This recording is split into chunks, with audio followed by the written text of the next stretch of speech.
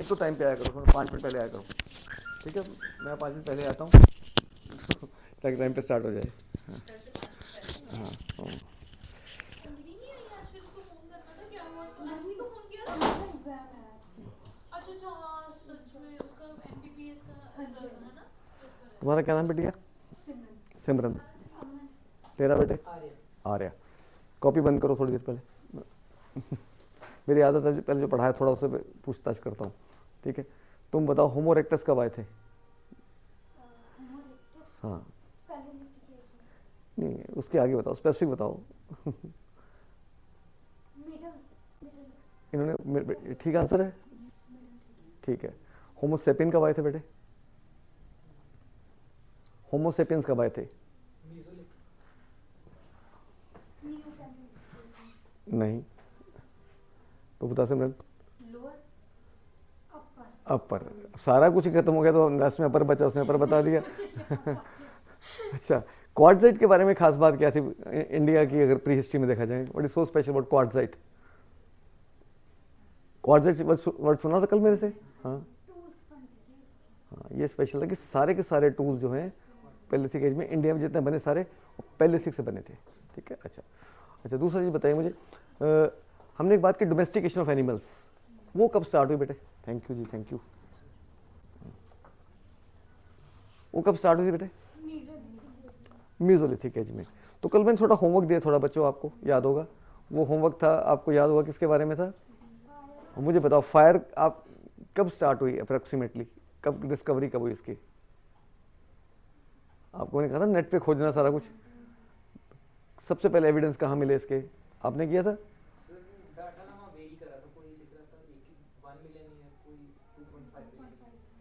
दोनों जितने मरीज दोनों पैलिथिक में जाते हैं, ठीक है ना? 1.1 हो या वो हो, ठीक है ना? तो हम ये कह सकते हैं पैलिथिक एज में स्टार्ट हो गया था, पहली बात। तो फर्स्ट एविडेंस कहाँ से मिले इसके? सबसे पहले जो एविडेंस हमें मिलेंगे फायर के, ये दो चीज़ें देखनी होती हैं बस, एक साइट कौन सा है और एज कौन सी है बेटे, बस। प्री हिस्ट्री में ना बस इससे ज़्यादा नहीं पढ़ना होता है, ध्यान से दोबारा पढ़ना। नाइजीरिया के पास एक जगह है, तो वहाँ पे दिखाई देगा मिट्टी काली काली हुई पड़ी थी, तो इसका मतलब वहाँ पे लोग आग जलाते होंगे, तभी थोड़ा कालापन दिखाई दे किसी ने केव्स के अंदर वो, ठीक। अच्छा, व्हील के बारे में बताइए, व्हील कैसे डिस्कवर हुआ था, कब हुआ था?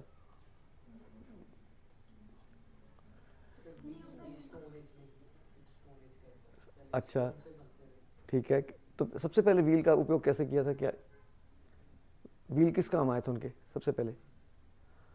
ये पढ़ा नहीं मुझे लगता आपने, थोड़ा अच्छी तरह सर्च नहीं किया। जो व्हील था ना बेटे, जो बर्तन बनाते थे ना वो, अब बर्तन हाथ से बनाएंगे तो उंगली के निशान रह जाएंगे यूनिफॉर्म देने के लिए, उनको लगा कोई गोल चीज़ लेके उस पर, आज भी देखा होगा तो बर्तन बनाते देखा ना, एक गोल सा पहिया घुमाते हैं तो उसके ऊपर फिर करते हैं, तो आराम से बढ़िया बनते हैं। तो सबसे पहले व्हील पोट्री में यूज हुआ था। उसके बाद धीरे धीरे बाद में उनको लगा इसको अगर व्हील घूमता है तो ट्रांसपोर्टेशन में भी लगाया जा सकता है।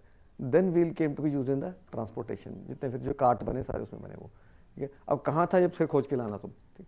एक मैंने और होमवर्क दिया था, सदर्न मोस्ट पॉइंट महाराष्ट्र में कौन? दाइमाबाद, बिल्कुल ठीक है। और सदर्न और western most point in India of कौन सा था, याद है ना? वेस्टर्न मोस्ट पॉइंट वैसे कौन सा था? सूखता गंदौर। तुमने खोजा नहीं, इसका मतलब बेटे वो पाकिस्तान वाला, मैं मेरा सवाल सुनो तुम, इंडिया में कोई तो होगा, ये क्या बात हुई? आप सीधा थोड़ा लिख के खोजना है आपने, एक तरीका होता मैप ले लो, सारा उस साइट्स का मैप लेके देख, तो देखो सबसे लास्ट वाला पॉइंट कौन सा है, आई बात समझ? हो सकता है उसमें आपके उसमें चैट जीपीटी में ना आ रहा हो उसका आंसर, या हो सकता है आपका उसमें ना आ रहा हो, गूगल में ना आ रहा हो आंसर, ऐसे थोड़ी होता है। चैट जीपीटी तो बहुत गलत आंसर देता है ना? चैट जीपीटी पे लिखना 9.09, 9.1 और 9.11 कौन सा बड़ा है, ठीक है, एक ये, या फिर वहाँ लिखना 9.09, 9.11, वो सारे उल्टे पलटे आंसर देगा वो, ठीक है? हाँ, तो आपको अपनी सेंस भी यूज़ करनी है, बस ये दिया था मैंने, ठीक है? अब ये खुद करके आओगे, मैं बता सकता हूँ पर आई वांट तुम ना खुद देख के आओ। चलिए, तो बच्चों अब कल से टाइम पे आना बेटे, ठीक है? बिकॉज हमें ये जो पूरा कोर्स है एक तरह का क्रैश कोर्स है, हमको टाइम के साथ चलना है, तो हम एग्ज़ाम जल्दी आ जाएगा, तो हम ये नहीं चाहते हमारा किसी तरह की चीज़ मिस हो जाए बेटे, ओके? हमारे जो 2-3 चीज़ें बच गई तो उसके बारे में बात करते हैं। तो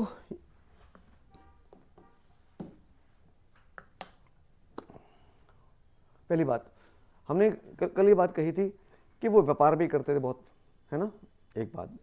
दूसरी बात एक कही थी कि वो सिटाडेल एक नाम की चीज़ थी वो, है ना। सिटाडेल जो एक किस सिटी में नहीं है, हमने कहा ना बाकी सब में किसी एक सिटी में नहीं है, वो कौन सिटी का नाम क्या है? तुम पढ़ के नहीं आ रहे बेटी, अब मेरी क्लास में पढ़ के आना, ठीक है, मैं सवाल जवाब बहुत करता हूँ, ठीक है। और सुनो मेरी बात, जब मैं तुम्हें क्लास में लिखवाता हूँ ना कुछ, उसको लिखते जाओ, घर जाके उसको पढ़ो, कॉपी बंद करके सुना दो किसी को, दीवार को सुना दो चाहे, समझे। तो देखना हिस्ट्री को सही तरीके से मेमोराइज करने का ये बेस्ट तरीका ये होता है कि आप पहले पढ़िए, पढ़ के बंद कर दीजिए, बिना देखे जो भी आपके दिमाग में आता है आपके हिसाब से फटाफट उसको सुना दीजिए किसी को, या सामने दीवार खड़े के सामने खड़े सुना दीजिए। तो उसका एडवांटेज क्या होगा, जो भी आइडियाज ऑर्डर में लग जाते हैं कि पहले ये फिर ये, जब खुद सुनाते हो। वैसे जब 15 बार पढ़ लो और वो एक बार सुना दो, बड़ा इफेक्टिव होता है, ठीक है। ये प्रैक्टिकल तरीका बता रहा हूँ मैं, ठीक। तो हम ग्रैंडरी शब्द यूज़ किया था बेटे, याद है ना। सिटाडेल एक ऐसा शहर था चनहूदारो जिसमें जो नहीं था, ठीक है। उसके ऊपर आमतौर पे वो लोग एडमिनिस्ट्रेटिव अपने स्ट्रक्चर रखते थे, तो ग्रैंडरी ज़्यादा वहाँ पे होती थी। सबसे बड़ी ग्रैंडरी कहाँ पे है? मोहनजोदड़ो में, उसे कहते हैं ग्रेट ग्रैंडरी। मोहनजोदड़ो के बारे में लोग 3G की बात करते हैं, 3G, ग्रेट ग्रैंडरी, ग्रेट बाथ और गर्ल। गर्ल कौन सी है? Dancing girl. डांसिंग गर्ल वहीं से हमें मिली थी। डांसिंग गर्ल ब्रोंज की बनी छोटी सी मूर्ति है। अब इंसिडेंटली हमें सिर्फ 2 ही मूर्तियां मिली हैं जो पूरी मिली हैं, जो लगता है कि ह्यूमन शेप में दिखाई देती हैं हमें। एक तो प्रीस्ट की मिली है टूटी हुई मूर्ति, और दूसरी हमें ये मिली है अपनी डांसिंग गर्ल। तो एक मेल की है, एक फीमेल की है। तो हमने जो भी अंदाजे लगाए कि उस समय मेल्स क्या पहनते थे, फीमेल क्या पहनते थे, क्या करते थे, वो हमने सारे अंदाजे जो लगाए इससे लगाए। किससे लगाए? इन 2 मूर्तियों से। हमने मान लिया कि जो उस समय विमेन होती थी वो जूड़ा करती थी। उसमें एक हाथ में देखा चूड़ियाँ हैं, एक हाथ में चूड़ियाँ बहुत ज़्यादा हैं। तो हमने ये भी मान लिया कि उस समय की जो विमेन थी इस तरह के ऑर्नामेंट्स पहनती थी, बहुत सारी, एक हाथ में ज़्यादा चूड़ियाँ, एक में कम पहनती थी, और गले में उसने एक ऑर्नामेंट पहन रखा है। तो हमने सारे के सारे अंदाजे जो है उससे लगा दिए कि विमेन इस तरह के ड्रेसअप करती थी। अब हमारे पास और कोई रेफरेंस भी तो नहीं है बेटे। मेन का हमने क्या लगाया कि मेन जो थे माथे पे एक पट्टी सी बांधते थे और बियर्ड रखते थे ज़्यादातर, और एक शॉल ओढ़ के चलते थे। ये 2 हमारे अंदाजे हैं, जनरलाइज कर दिया हमने एक बात। अब हमने ग्रेट ग्रैंडरी की बात की। ग्रेट ग्रैंडरी तो किस में थी? मोहनजोदड़ो में। मगर एक जो हड़प्पा है उसमें उसके टक्कर की ग्रैंडरी थी, पर एक नहीं थी, उसे बहुत सारी ग्रैंडरी छोटे छोटे कमरों में बांट रखी थी। 2 रोज में 8 ग्रैंडरी बना रखी थी, पर वो छोटी वाली ग्रैंडरी थी। कईयों में एक ग्रैंडरी होती थी। अब हम एक बात बार बार कहे जा रहे हैं कि सारे शहरों की करीब करीब जो है फॉर्मेशन एक जगह थी, याद है ना। अगर मैं आपसे सवाल पूछूं सिटाडेल किस कॉर्नर में था, नॉर्थ में, साउथ में, वेस्ट में, ईस्ट में, तो क्या आंसर दोगे?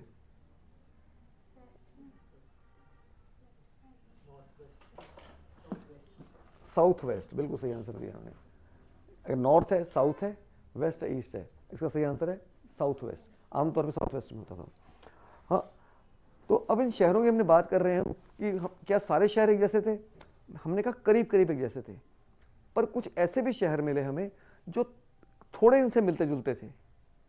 कुछ और हमें मिले जब खुदाई करते रहे, आज भी करते जा रहे हैं, कुछ और ऐसे साइट मिले जो इनसे बिल्कुल नहीं मिलते थे, वो गांव जैसे नजर आते थे।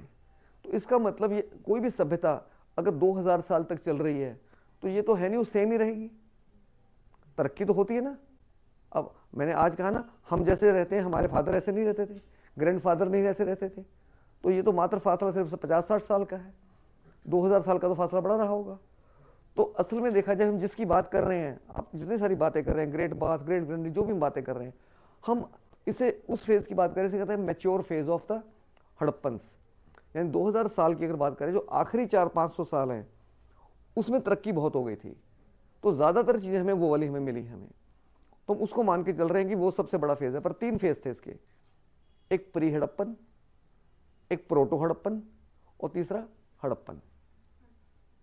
ज़्यादातर शहर जो हमें मिले हैं वो हड़प्पन है। हड़प्पन क्यों? हड़प्पा जैसे, ठीक है। कुछ एक शहर मिले प्रोटो हड़प्पन है, थोड़े मिलते जुलते हैं। उनमें 2 हैं, कालीबंगम और बनवाली। इन्हें हम कहते हैं प्रोटो हड़प्पन। बिल्कुल वैसे तो नहीं है, पर थोड़ा बहुत मेलजोल है, मतलब जस्ट उससे पहले वाले होंगे। इससे जो और पीछे जाते हैं वो जस्ट गांव की तरह हैं। उनमें है राणा घुंडई, राणा घुंडई, नल कल्चर NAL, कुली कल्चर NAL QUILI। इस तरह के कुछ साइट्स हमें मिले हैं जो बहुत पुराने हैं। अब इससे एक सवाल पैदा होता है कि ये लोग आए कहां से थे। इनके जो जो हमें इनके वो मिले हैं, क्या कहते हैं, डेड बॉडीज मिली है, डेड बॉडी के जो वो मिले हैं, स्केल्टन्स मिले हैं। आमतौर पे क्या होता है कि जितने भी आर्कियोलॉजिस्ट लोग हैं, एंथ्रोपोलॉजी वाले पढ़ने वाले लोग हैं, वो जो स्केल्टन्स होते हैं उनके हिसाब से देखते हैं कि ये लोग कौन हैं। हम जैसे नीग्रोज हैं, नीग्रोज का देखा आपने, माथा चौड़ा होता है, नाक बड़ा होता है, चौड़ा होता है, ठीक है ना, और बॉडी थोड़ी लंबी होती है, तो उसके स्केल्टन से पहचान जाएंगे। वो हर एक जो रेशियल फीचर होते हैं दिखाई देते हैं।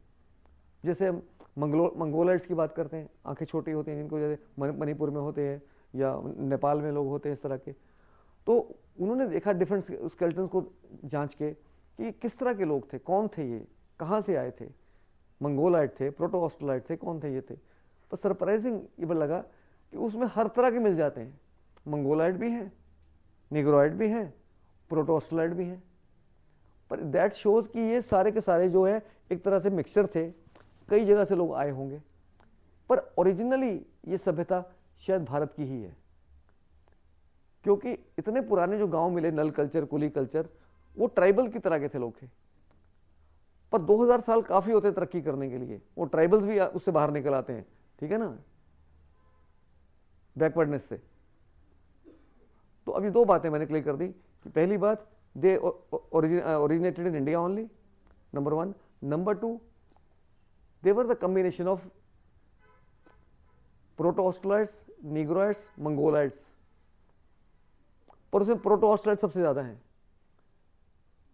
हम जो आज हम दिखाई देते हैं, हमारे ही देश को ज्यादातर लोग प्रोटो ऑस्ट्रोलाइट के साथ आइडेंटिफाई करते हैं आज भारतीयों को। प्रोटो ऑस्ट्रोलाइट्स। सिमरन तूने क्या किया हो बेटे इससे पहले, किस चीज में, कहाँ से, यहीं से? तुम अमृतसर से हो, पीजी में रहती हो यहाँ पे? तुम बेटे? हाँ, कहाँ से? तुम दोनों एक ही जगह से हो?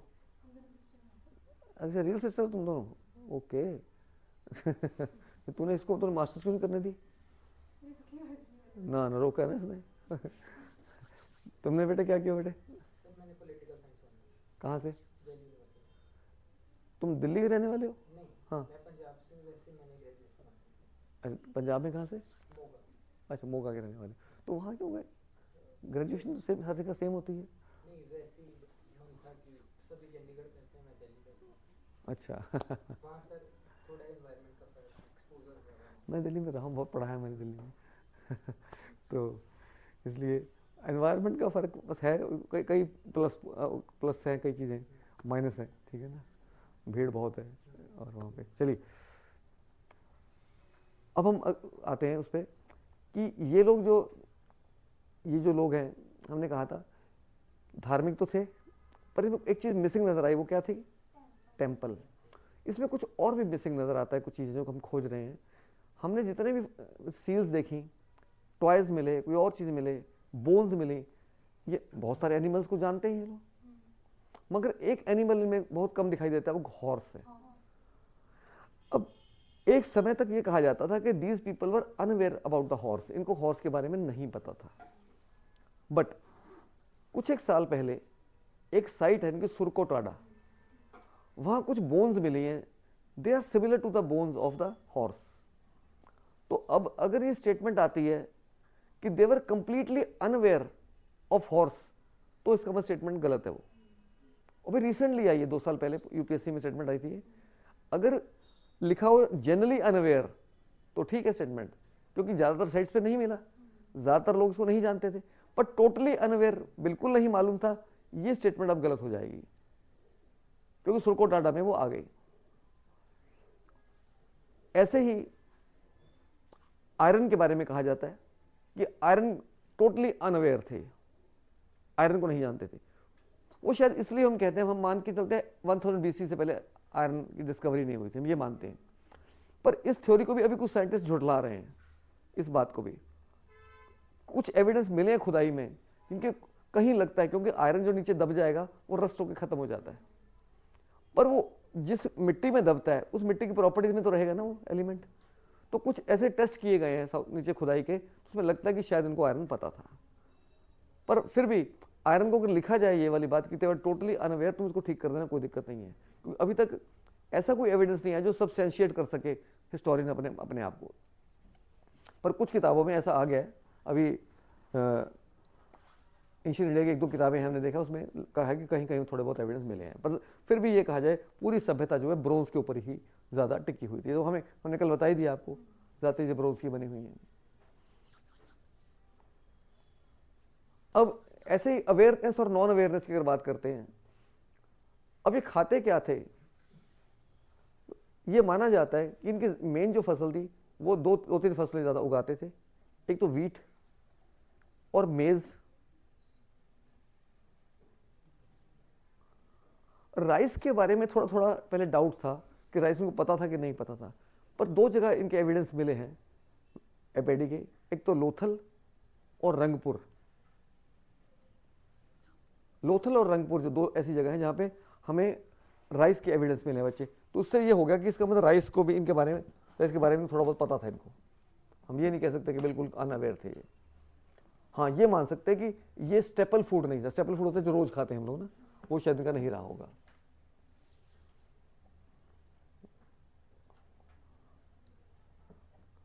अब अगली बात आती है कि बार बार हम एक बात कर रहे थे कि ये लोग मर्चेंट थे, है ना, ये मर्चेंट क्लास को बिलोंग करते हैं, ठीक है। तो मर्चेंट क्लास को बिलोंग तो करते हैं, तो मर्चेंट में ये बनाते क्या थे, ऐसा क्या था जो बाहर भेजते थे ये? एक तो मैंने कहा कॉटन, उसके लिए तो भारत बिल्कुल वो था, सॉट आफ्टर जगह थी। कॉटन भी भेजते थे, कॉटन टेक्सटाइल भी भेजते थे, सारा कुछ एक्सपोर्ट करते थे। और कुछ एग्रीकल्चर प्रोडक्ट्स लिखा हो किताब में, एग्रीकल्चर प्रोडक्ट्स।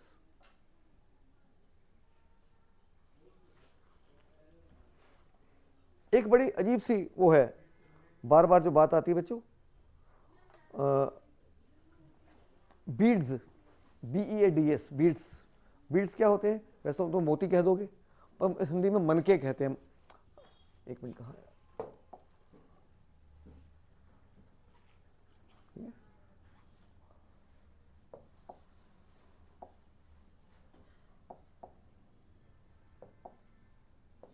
हाँ जी,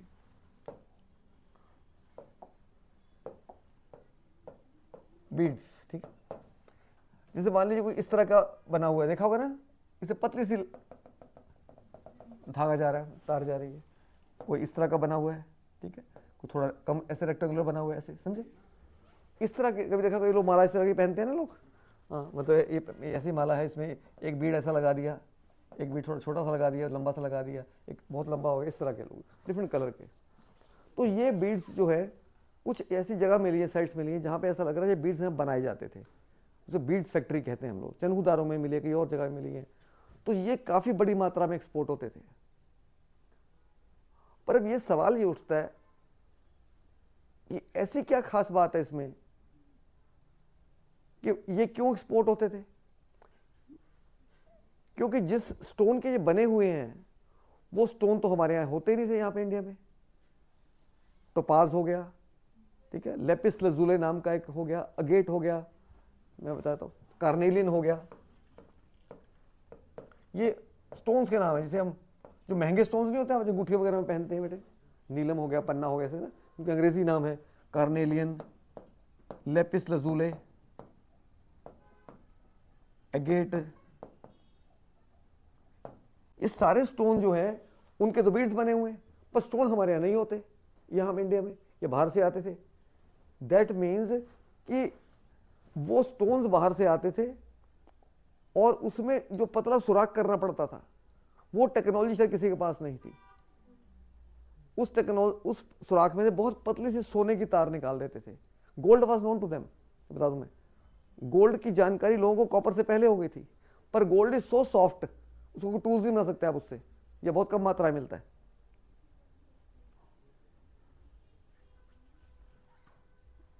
ठीक है,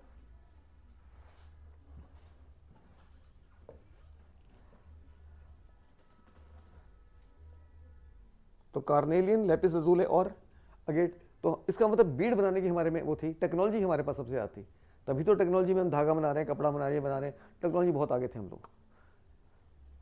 इंपोर्ट हम क्या करते थे, एक तो मैंने बता ही दिया, हमने जो प्रेशियस स्टोन्स हैं उनको इंपोर्ट करते थे हम लोग।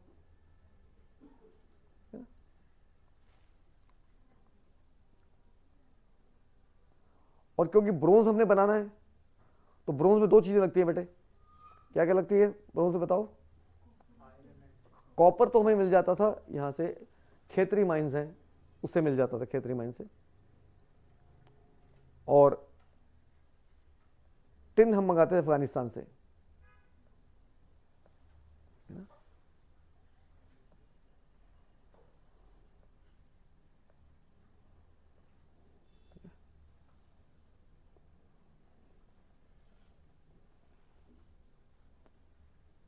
गोल्ड मिलता था हमें, अभी भी साउथ में या कर्नाटका में कहां से मिलता है गोल्ड बच्चों?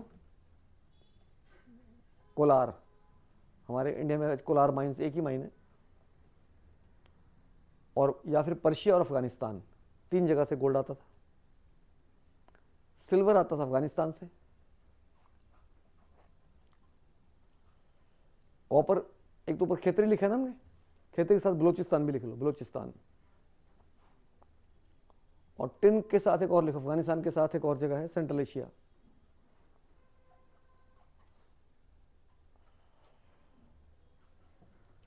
लेपिस lazuli जो ऊपर लिखा मैंने, वो बदशकन एक जगह है अफगानिस्तान में, और Kashmir. Turquoise central Asia and Iran, turquoise central Asia and Iran.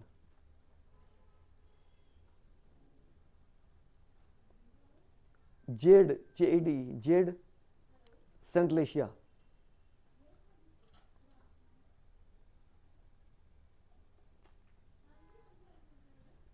Carnelian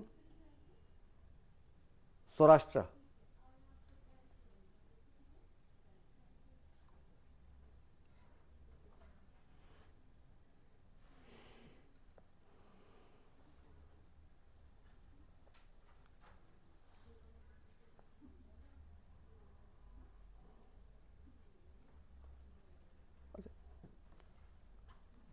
goddess की हमने कल बात की थी, सबसे ऊपर कौन सा गॉडेस इनकी? मदर गॉडेस, उसको कहते हैं गॉडेस ऑफ फर्टिलिटी, क्योंकि विमेन होती हैं, माना जाता है फर्टाइल होती हैं, वही तो बच्चे देती हैं हमें, तो इसलिए ये माना जाता है, उसकी पूजा करते थे कि बच्चों के लिए और दूसरे उपज के लिए, फसल के लिए। पशुपति हमने कहा, एक वर्ड आता है फलूस वर्शिप, PHALLUS, फलूस वर्शिप, इसका मतलब समझाता हूं मैं। सिंबॉलिक वर्शिप होती है, जैसे आपने हिंदू में देखा होगा शिव का मंदिर होता है ना, वहां शिव की मूर्ति नहीं होती, कभी देखा आपने? शिवलिंग होता है, तो शिवलिंग देख के समझ जाते हैं कि हम लोग ये शिव का मंदिर है, सिंबॉलिक है उसका वो। तो इस तरह फलूस वर्शिप वहां दिखाई देती है, जस्ट लाइक शिवलिंग। ठीक है, इस तरह की वर्शिप दिखाई देती है हमें, कि सीधा मूर्ति ना बना के बॉडी ऑर्गन्स जो है उसके साथ।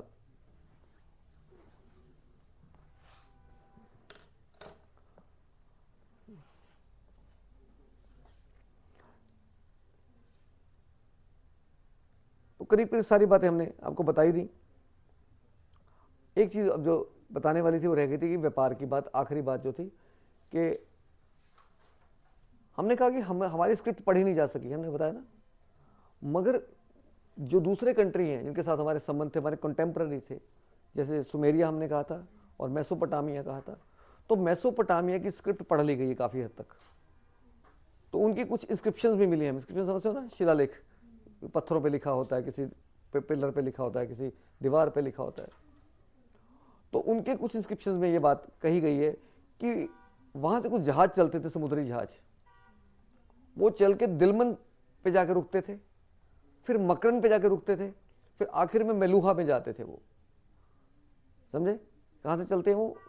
वहाँ से चलेंगे मेसोपोटामिया, चल के दिलमन में पहले रुकेंगे, फिर रुकते हैं मकरन में, फिर रुकते हैं मेलूहा जाते हैं। तो इससे हम ये समझ पाए कि मेलूहा वो भारत को कहते थे। वो हमारा जो गुजरात वाला पार्ट है ना बच्चों, जहाँ पे हमारे शिप आता था, कहाँ आता था? लोथल में। तो Meluha is a name given to us by the Mesopotamians. और जहां रास्ते में रुकता था मकरन, जो है आज भी पाकिस्तान में है, मकरन कोस्ट कहते हैं हम लोग, वो रास्ता बिल्कुल ठीक बनता है। और दिलमन बहरीन का पुराना नाम है। सो इससे बात कंफर्म हो जाती है। और रूट भी आज भी हमारा रूट वही है, अगर शिप से जाना हो तो, है ना, पर्शियन गल्फ के थ्रू। और लोथल में जो डॉकयार्ड का मिलना, और लोथल में एक हमें सील मिली है, इसमें शिप की फोटो बनी हुई है। तो इससे सारी बातों कंफर्म हो गया कि हमारा बाहर से कैसा ट्रेड तो था। तो मेजरली हमारा जो ट्रेड था वो मेसोपोटामिया और उसमें था, सुमेरिया में। क्योंकि मेसोपोटामिया में जो सील्स है ना, वो सिलेंड्रिकल होती थी बेटे। 3 सिलेंड्रिकल सील्स भारत में हमें मिली हैं।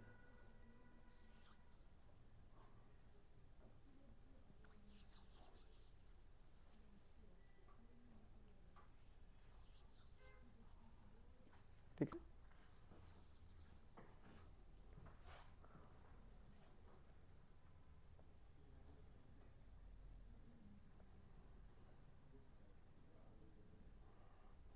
चलिए अब ये सारी बातें हो गई, जितने हम मेन बातें हम जानना चाहते थे इनके बारे में, ये एग्जाम पॉइंट ऑफ व्यू से बेटे। अब आखिरी में ये आ जाता है कि इतनी बड़ी सभ्यता इतने साल चली कहाँ गई, कहाँ गायब हो गई है? तो इसके बारे में कोई पक्का जवाब हमें अभी तक नहीं मिल पाया। अलग अलग लोगों की अलग अलग थ्योरीज हैं इसके बारे में। 3-4 थ्योरीज बड़ी फेमस हैं। एक थ्योरी है रेक्स की थ्योरी है, RAKES, racks.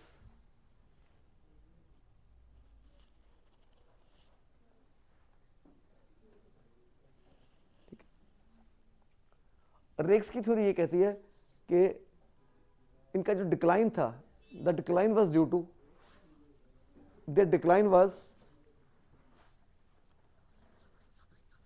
due to tectonic movements। Tectonic क्या होती है बेटे? हैं? प्लेट्स कह सकते हैं या फिर अर्थक्वेक्स कह सकते हैं, ठीक है ना, आम भाषा में अर्थक्वेक कहते हैं हम लोग। टेक्टोनिक मूवमेंट्स यानी प्लेट की मूवमेंट किससे होती है? अर्थक्वेक से होती है। कि बहुत सारे अर्थक्वेक आए होंगे यहाँ पे, या कोई अर्थक्वेक आया होगा बहुत भयंकर, उसमें सारे तबाह हो गए, खत्म हो गए। पर इस थ्योरी में सवाल उठते हैं थोड़े से। जब भी कभी अर्थक्वेक आता है बच्चों, उसका एक एपिसेंटर होता है, तो बस उसी की तबाही ज्यादा होती है। जो जो दूर जाते जाओगे झटके तो लगते हैं, पर ऐसा नहीं होता कि सब कुछ गिर जाएगा। इवन कि एपिसेंटर में भी अगर आप देखें, ज्यादातर बिल्डिंगें वो गिरती है जो कच्ची होती हैं, पक्के मकान ज्यादा नहीं गिरते हैं, कभी आपने नोट किया होगा। पर उस जमाने में सारे मकान तो पक्के नजर आते हैं। ऐसा कौन सा तूफान आया कि अफगानिस्तान से लेके दैमाबाद तक सारे को हिला गया? और ऐसे कोई तूफान जो तूफान अर्थक्वेक, अगर अर्थक्वेक उस समय भी आया होगा तो आजकल भी आना चाहिए, कि सिस्मिक जोन तो करीब करीब वही चल रहे हैं। प्लेट की मूवमेंट तो अभी भी भारत में चल रही है। तो हमें नहीं लगता कि इतने कोई खतरनाक आए होंगे कि पूरी इतने लाखों के संख्या में जो लोग थे सारे गायब हो गए। तो रेक्स की थ्योरी जो है सवाल जवाब में दायरे में आती है, तो पूरे बातों का जवाब दे नहीं पाती रेक्स की थ्योरी। ज़्यादा लोग उसको मानते नहीं रेक्स की थ्योरी को। एक और भी होता है, अर्थक्वेक कहाँ से आता है? जमीन के अंदर से आता है। अर्थक्वेक क्या होता है? एक तरह की वाइब्रेशन होती है, वेव्स होती हैं। तो अर्थक्वेक जमीन से जब आता है, जमीन में से वक्त आएगा तो सबसे पहले किसको तोड़ेगा? फाउंडेशन को। हमने वहां देखा फाउंडेशन सारी ठीक ठाक है। जब फाउंडेशन ठीक ठाक है भाई, तो इसका मतलब earthquake not the reason for that. पहले उसको तोड़ के तब ऊपर जाएगी ना वाइब्रेशन। तो कुल मिला के रेक्स की थ्योरी जो है करीब करीब ऐसी है, अभी कुछ लोग मानते, 50 लोग नहीं मानते इसको। दूसरी थ्योरी जो है वो है लैम्ब्रिक की थ्योरी, लैम्ब्रिक, LAMBRICK।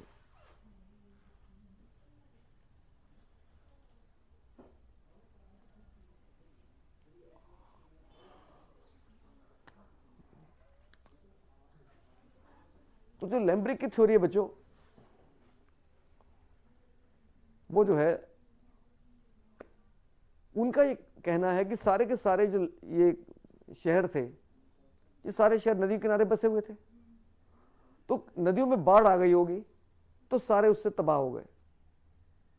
उनका कहना है कि the cause of decline must be the floods in Indus and it's tributaries.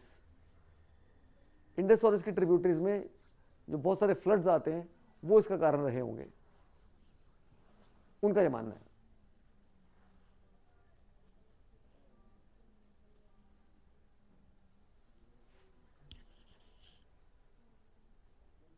मगर यहां भी फिर सवाल उठेगा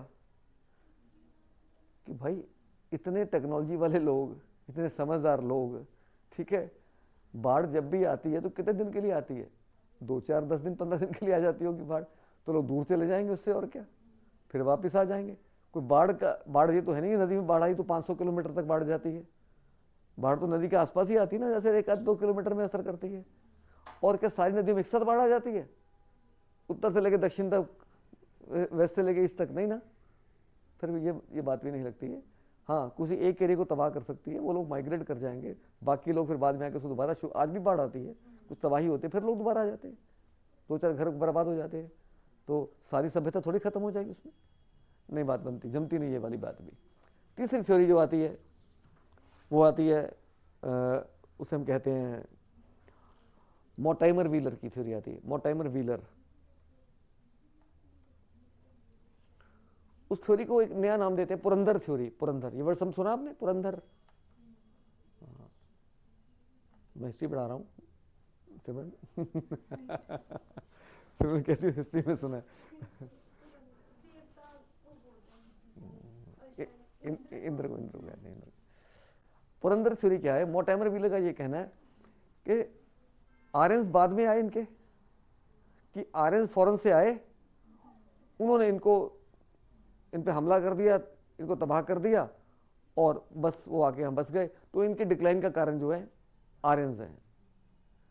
पर ये तो बिल्कुल ही इलॉजिकल बात लगती है कि आर्यंस इतने अजीब लोग थे, इसका मतलब इतने नासमझ थे कि वो आए, इनके सुंदर सुंदर शहरों पे हमला किया, इनको मार दिया, फिर उनको मिट्टी में दबा दिया शहरों को, खुद झोपड़ी में रहने लग गए। इलॉजिकल बात लगती है ना। पहली बात तो हमला क्यों किया? किसी कारण से किया होगा ना, इनके उस पर कब्जा करने के लिए, जगह पे, इनके उसके बिल्डिंग पे, तो ये बिल्कुल नहीं बात बनती। अगर वो आए थे, इन्होंने हमला किया होता तो उन्हीं के शहरों में रहे होते, वो उनकी तरह हाई टेक्नोलॉजी उनको पता होती, उनका स्टैंडर्ड ऑफ लिविंग बहुत हाई होता कंपैरेटिवली।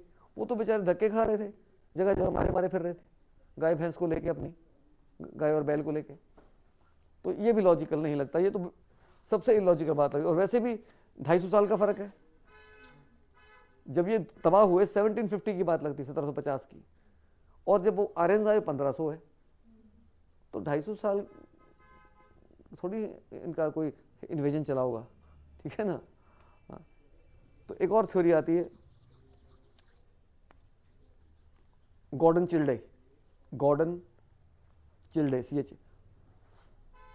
वो गोल मोल बात करता है गॉर्डन चिल्डे। वो कहता है एक्सटर्नल एग्रेशन, वो जान के आर्यन से निकल जाता है बाहर। वो तो किसने एग्रेशन किया वो नहीं बताता वो।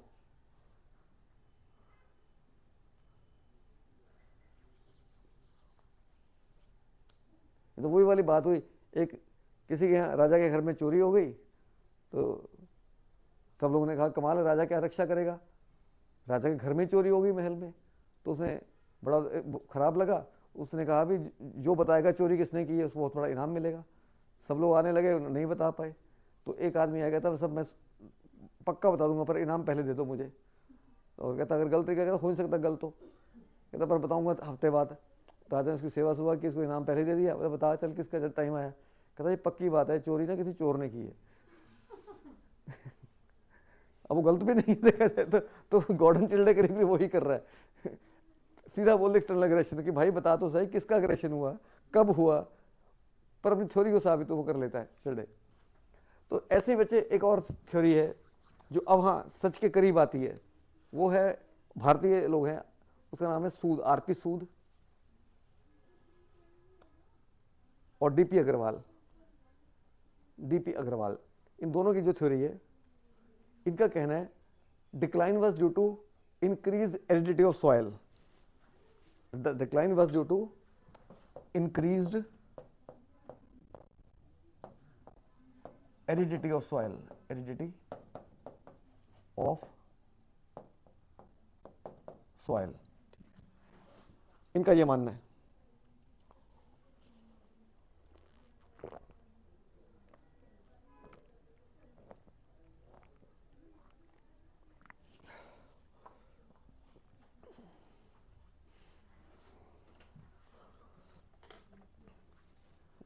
इसका मतलब क्या होता है? एरिडिटी क्या होता है बेटे?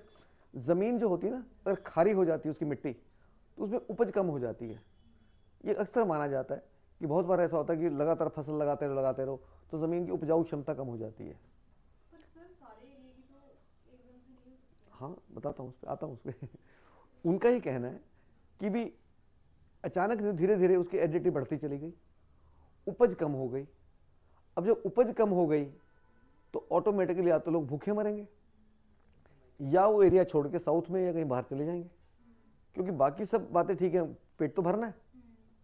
इनको ये इतनी समझ नहीं थी कि एडिडिटी को ख़त्म कैसे करना है, क्या करना है। ये इनका मानना है कि ग्रेजुअली हुआ होगा, अलग अलग शहरों में एडिडिटी होती गई, पहले किसी और शहर में माइग्रेट कर गए, वहाँ भी ख़त्म हो गई और चले गए, फाइनली धीरे धीरे ये चले गए। उनका ये नहीं कहना कि एक दिन में ख़त्म हुआ होगा, हो तो 50 60 100 साल में प्रक्रिया चली हो, तो 50 साल काफ़ी होते हैं। वंस एडिडिटी स्टार्टेड तो धीरे धीरे ये प्रॉब्लम बढ़ती चली गई और माइग्रेट कर गए या मर गए। अगर फूड ही कम हो जाएगा तो मर जाएंगे। तो ये बात तो लॉजिकल लगती है, पर अगला सवाल यह उठता है कि एडिडिटी इतने साल 2000 साल के बाद ऐसे क्यों हुआ, ये भी सवाल आता है ना। तो इसका एक जवाब बड़ा सुंदर वो जो है वो जवाब देते हैं एक फेयर सर्विस, एक और थ्योरी है फेयर सर्विस की, FAIR, फेयर सर्विस।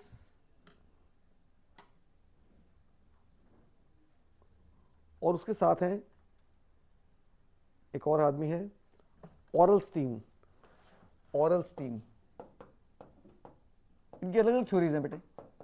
ऑरलस्टीन की थ्योरी है क्लाइमेट चेंज, पर बात करीब करीब वैसी एक जैसी करते हैं।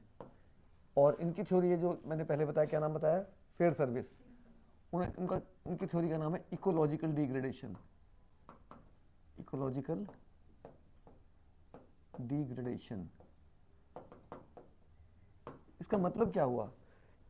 इसके पीछे जो कहानी बताते हैं लोग, उनका ये मानना था कि ये व्यापारी लोग थे बेटे, इनका व्यापार अच्छा बढ़ रहा था, इनके सामान की डिमांड बहुत थी। अब कोई भी चीज़ बनानी है, अगर मान ली कॉटन का कपड़ा बना तो कॉटन तो पैदा करनी पड़ेगी। बाकी एग्रीकल्चर प्रोडक्ट जो भी एक्सपोर्ट हो रहा है वो ज़मीन पे पैदा होगा। अब ज़मीन पे पैदा हो रहा है तो उनको अपनी एग्रीकल्चर और बढ़ानी है, उसके लिए उनको ज़मीन चाहिए। अब ज़मीन जब चाहिए उनको, तो उस समय ज़मीन तो है पर ज़्यादा फॉरेस्ट एरिया ढका हुआ है, आयरन वॉज नॉट देयर। तो आयरन नहीं है तो ज़मीन जो उसको कल्टीवेबल बनाना है, इसका फॉरेस्ट को ख़त्म करना पड़ेगा, काटना पड़ेगा।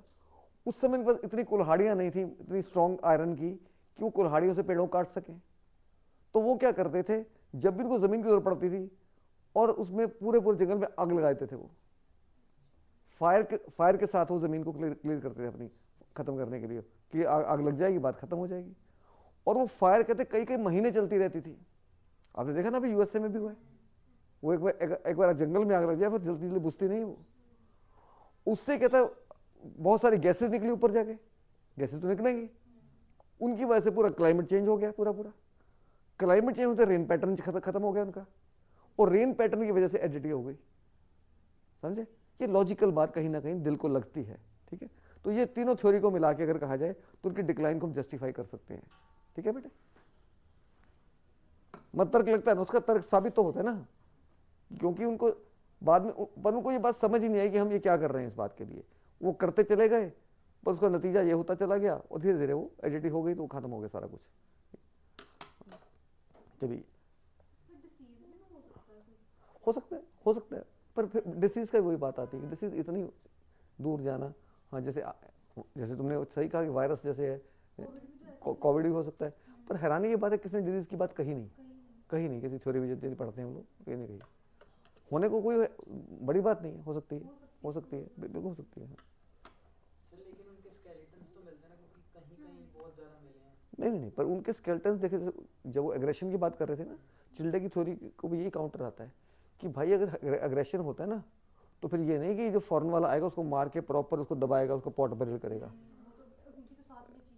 हाँ या तो हो ना बिखरे हुए हमें मिले हमला करके, पहली बात। दूसरी बात फिर वो जो भी अग्रेशन कर रहा है भाई उस पर रहेगा तो वहीं पे।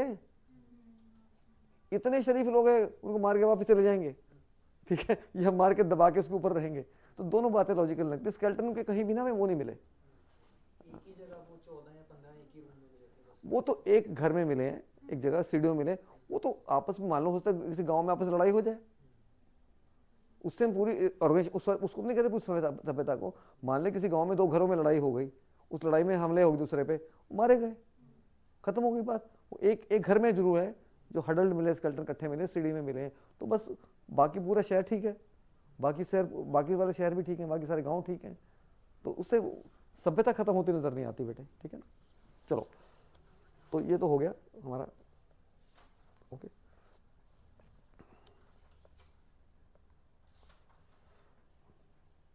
सिमरन तू पीसीएस की तैयारी करेगी यूपीएससी की? मैं कल भी पूछा मैंने। सर दोनों ही फिल किए वैसे यूपीएससी की, क्योंकि ये 4 साल बाद तो आया है। 5 साल बाद 2020 में ऐड आई थी, अब इसमें इसलिए फिल किया है ये भी। फिल तो करना चाहिए बेटे, फिल तो करना चाहिए, हाँ फिल करना चाहिए, क्योंकि ये स्टेट का ऐसा होता है ना बेटे, आपने फिल कर दिया, डेट तो आई नहीं, क्या अब तक यूपीएससी के भी साल बाद आए या 3 महीने बाद आए, उन टेंटेटिव डेट लिखा है, तब तक हमारी यूपीएससी की तैयारी तो हो ही जाएगी। हाँ बस हो जाएगी, तो उसके बाद कोई भी एग्जाम आए देते जाओ, ठीक है ना। आप कब से तैयारी कर रहे हो बेटे? पिछले साल से। कब आए, कितने महीने हो? 23 से तुम यहाँ पे, ओके, फिर तो 2 साल हो गए, ओके ठीक है। तो यहीं पे हो? तुम कब से? मैं तो लास्ट ईयर से। अच्छा ठीक है, 1 साल भी काफ़ी होता है, ठीक है।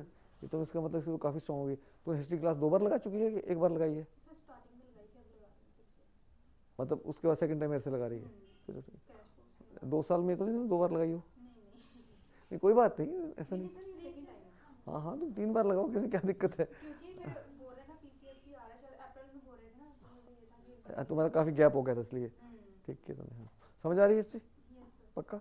चलो अब आते तीसरे में हम वैदिक के ऊपर आते हैं बेटे, वैदिक सिविलाइजेशन।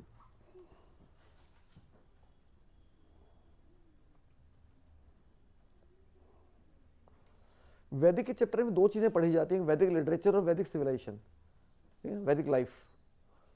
वैदिक लिटरेचर हमारा उसमें आता है, कल्चर वाले में आता है कि वैदिक लिटरेचर में क्या क्या वेद आते हैं, उपनिषद आते हैं ना, उसको वहां पढ़ेंगे हम लोग, ठीक है, जब कल्चर का पार्ट कवर करेंगे। वैदिक लिटरेचर है ना, पहले पढ़ी हुई तुमने वैदिक लिटरेचर? किया हुआ सारा, मतलब मुझे फर्स्ट टाइम जब नए नए। तुमने नहीं पढ़ा? अच्छा तो तुम्हें हिस्ट्री पढ़ी वैसे? 1 साल में पढ़ी थी हिस्ट्री तुमने, ऐसा क्यों? तुम कह रहे फिर तुम्हें साल नहीं हुआ इसका मतलब, थोड़ा साल कम हुआ इसका मतलब, है ना। हाँ तुम अभी कुछ ही महीने पहले आए हो, ठीक है। चलिए अब हम नेक्स्ट पे आते हैं कि अगली भारत में 1750 में सब खत्म हो गया, 250 साल हम ये मान के चलते हैं कुछ नहीं था भारत में। तो उसके बाद आर्यंस भारत में रहने शुरू हुए। हमारी सभ्यता अब जब है आर्यन से शुरू हुई कि अब तक कॉन्टिन्यूटी में चल रही है। We are the descendants of Aryans. Bharat की सभ्यता को 2 पार्ट में बांटा था। साउथ वाले कहते हैं हम द्राविडियन की संतान हैं, हम कहते हैं नॉर्थ वाले हम आर्यंस की संतान हैं। और आर्यंस और द्राविडियंस में फर्क दिखाई देता है बेसिकली। आर्यंस जो है, जो नॉर्थ में दिखाई देते हैं, वो थोड़ी फेयर स्किन है। साउथ के जो द्राविडियंस हैं उनके जो फिजिकल बॉडी जो फीचर्स हैं वो भी डिफरेंट है हमसे, और स्किन कलर भी उनका थोड़ा डार्क है साउथ वालों का। तो दिखाई देता है कि दोनों अलग अलग तरह से लोग हैं, और मान्यता भी ऐसी ही है। द्राविडियंस ये कहते हैं हम ओरिजिनल भारत के रहने वाले हैं, और हम कहते हैं कि हम आर्य की संतान हैं, पर अब थ्योरीज प्रूव होती जा रही हैं कि आर्यंस ओरिजिनली इंडिया के नहीं थे। ज़्यादातर थ्योरी ये कहती है आर्यंस बाहर से आए थे, सेटल यहाँ पे हो गए। हम ये मान के चलते हैं स्किन कलर जो होता है वो किसी जगह की क्लाइमेट पर डिपेंड करता है, ठीक है। हमारा देश जो है आज भी गर्म देश में माना जाता है, ठीक है। हमारे देश में ह्यूमिडिटी भी है और थोड़ी हीट भी ज़्यादा है, तो यहाँ पे फेयर कंप्लेक्शन ज़्यादा नहीं पॉसिबल होता किसी रेस में, तो इसलिए साउथ वालों को मानते हैं ओरिजिनल हैं। नॉर्थ वाले थोड़े फेयर स्किन हैं, तो इसलिए इतिहासकार अपना जो आइडिया लगाते हैं या अपनी लॉजिक लगाते हैं, वो कहते हैं भाई ये कहीं बाहर से आए हुए, वहाँ पे कंपैरेटिवली गर्मी कम पड़ती होगी, तो इसलिए इनका थोड़ा दिखने के अलग हैं ये लोग। लॉजिक है, ठीक है ना। उसमें लॉजिक में सवाल तो बहुत उठ सकते हैं, उठाते भी हम लोग, तर्क है, उसकी थ्योरी को गलत साबित करना हो 10 चीज़ें हमारे पास हैं सब, पर हम we are not here to prove that. Aryans के बारे में जो हमें पता लगा, जैसे कल हमने कहा था एक बात, हिस्ट्री में 3 चीज़ें होती हैं ना, प्री हिस्ट्री, प्रोटो हिस्ट्री और आर्यंस को हम कभी कभी इसके बीच में प्रोटो में डालने की कोशिश करते हैं, कभी कभी कोशिश करते हैं। इसमें एक तर्क आता है कि जो आर्यंस थे उनके बारे में हमें जो नॉलेज मिली वो वेदों से मिली, ठीक है। जितने सारे वैदिक लिटरेचर सारे किसके बारे में है? आर्यंस के बारे में। आर्यंस ने उसे वो बनाया, वैदिक लिटरेचर उन्हीं की कंट्रीब्यूशन है सारी की सारी।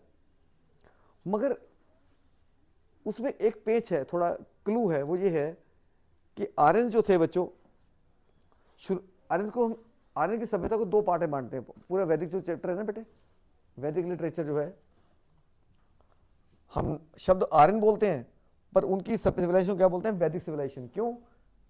हम उनको उनका बेस ही वेद मानते हैं, जो वेदों से पता लगा इसलिए वैदिक कह दिया हमने। तो हम लोग ये मान के चलते हैं आर्यन जो वैदिक सिविलाइजेशन है या वैदिक एज है, उसका जो स्पैन है, जो पीरियड है, वो 1500 BCE से लेके बेटे 600 BCE तक है। कितने साल बन गया बच्चों? करीब करीब 900 साल, ठीक है ना। 1000 तक आते आते 500 हो जाते हैं, और नीचे जाएंगे 900 साल हो जाते हैं। इसको फिर हम 2 भाग में बांट देते हैं, इसको हम 2 भाग में बांट देते हैं, अर्ली वैदिक और फिर लेटर वैदिक, ठीक है। अर्ली वैदिक का जो पीरियड है 1500 BC से लेके 1000 BC तक है, ठीक है। और इसका 1000 BC से लेके बेटे 600 BC तक है, यानी इक्वल नहीं है। ये 500 साल और ये 400 साल, अर्ली वैदिक और लेटर वैदिक। हमने इसको डिवाइड क्यों किया? डिवाइड और कहां पे किया डिवाइड इसको लाके? 1000 BC पे। 1000 BC पे ही क्यों डिवाइड किया? कल कोई बात कही थी मैंने 1000 BC के बारे में, आयरन। 1000 BC में आयरन डिस्कवर हुआ था बच्चों। आयरन आने के बाद, खोज करने के बाद जिंदगी बदल गई सारी की सारी, हर चीज का तरीका बदल गया। अब अगर फॉरेस्ट काटना है तो आपके पास आयरन की वो है, कुल्हाड़ी है, आयरन के हथियार हैं। कोई सुराग करना है, कोई काटना है, पीटना है, कोई कुछ भी करना है, औजार बनाने हैं, आयरन तो इतना काम की चीज हो गई। जब आपके पास टेक्नोलॉजी आ गई, आपके पास मटेरियल आ गया उस तरह का, तो आपका काम करने का तरीका बदल जाएगा, रहने सहने का पूरा तरीका बदल जाएगा आपका। तो इसलिए ये वैदिक एज को जब टोटल पढ़ते हैं हम लोग, तो 500 साल में लोगों इधर जो तरीका था जीने का और बाकी 4 में बहुत डिफरेंट है, डायमेट्रिकली अपोजिट। इतना अलग लगता ही नहीं है, सेम लोग हैं। इसीलिए हमने 2 पार्ट में बांट दिया इसको, अर्ली वैदिक और लेटर वैदिक। इसे 2 पार्ट में पढ़ना पड़ता है हमें। अब सबसे पहला सवाल वैदिक एज में आता है कि ये लोग आर्यंस आए कहाँ से, कौन लोग थे आर्यंस? तो यहाँ पे भी वही बात आती है कि भीड़ खड़ी हो जाती है हिस्टोरियंस की अपने अपने लॉजिक में और अपने अपनी थ्योरीज देने में, ठीक है ना।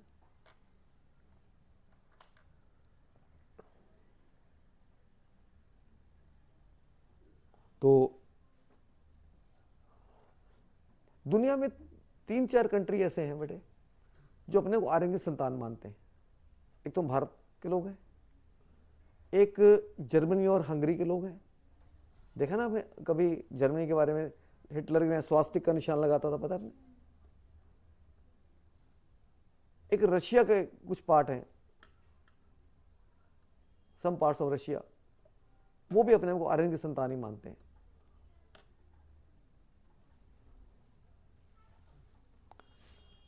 अब तीनों कंट्री क्लेम करते हैं, इसका मतलब है कि आर्यंस ओरिजिनली कहाँ के थे? बाकी 2 जगह वो ट्रेवल करके चले गए होंगे, ये हुआ ना। पर तीनों कंट्री आगे एक से बढ़ के आगे क्लेम करते हैं कि भाई आर्यंस तो हमारे देश में के ओरिजिनल रहने वाले थे। एक रेंके है, एक है हिस्टोरियन है रेंके, उनका यह कहना है कि Aryans were the original inhabitants of Germany.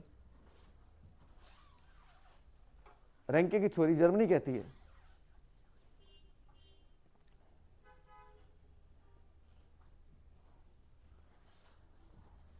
और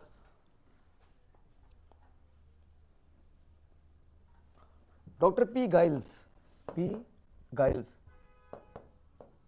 इनकी थ्योरी कहती है हंगरी के थे ये, जबकि जर्मनी हंगरी बहुत करीब करीब है, बहुत दूर थोड़े हैं वो।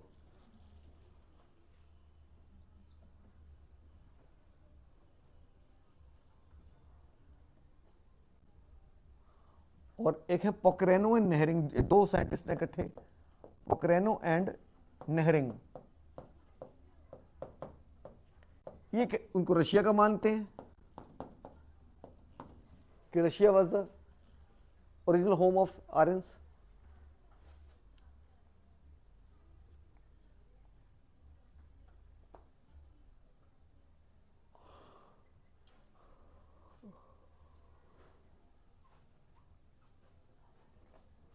और अब आई भारत की बारी, तो डॉक्टर AC दास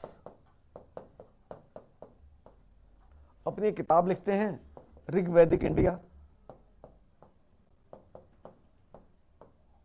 वो उसमें वे अपना दावा ठोक देते हैं कि और कहीं के नहीं थे ये, भारत के ही थे, अपना दावा पेश करते हैं वो।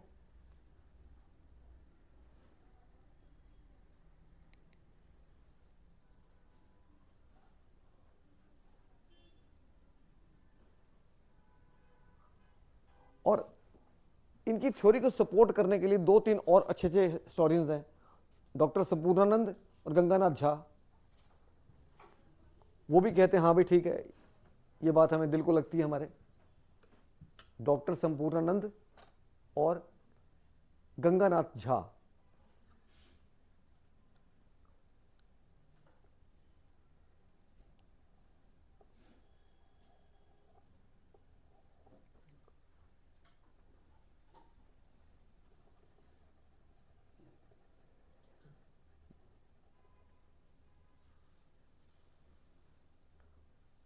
अब इतनी सारी थ्योरीज होगी बेटे, सही कौन सी गलत कौन सी है, किसको सही कहें किसको गलत कहें, मगर जो लॉजिक पेश करता है थ्योरी तो तभी दिल को लगेगी ना, जो आप आर्गुमेंट दे रहे हैं वो दिल को लगे। अब AC दास साहब थ्योरी देते हैं, एज ए इंडियन मुझे अच्छा लगता है, उसकी बात मान लूँ मैं, ठीक है, पर जो लॉजिक है वो उतने स्ट्रॉन्ग नहीं है उनके वो। इसके साथ साथ कुछ ऐसे भी लोग हैं, क्योंकि हमने कहा आर्यंस जो है, आर्यन की सारी नॉलेज किससे मिलती है हमें? वेदों से। इसका मतलब हम अगर वेद को ध्यान से पढ़ें तो शायद कोई आइडिया लग जाए वो कहाँ के थे। वेद को सबसे ज़्यादा ध्यान से अगर पढ़ते हैं, आज भी पढ़ाते हैं लोग, वो आर्य समाज वाले लोग हैं, पता होगा ना आपको। आर्य समाज में अभी भी वेदों को बहुत प्रचार किया जाता है, उनके लिए वेद ही सब कुछ है। जो वेदों में आज भी वो मूर्ति पूजा के खिलाफ आर्य समाज वाले, वो हवन करते हैं क्योंकि वेदों में उसका लिखा हुआ है। तो वेदों आर्य समाज को शुरुआत करने वाले कौन थे? स्वामी दयानंद सरस्वती।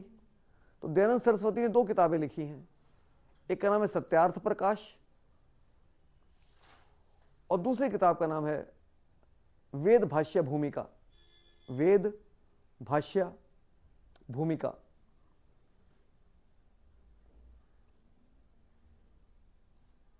ठीक है?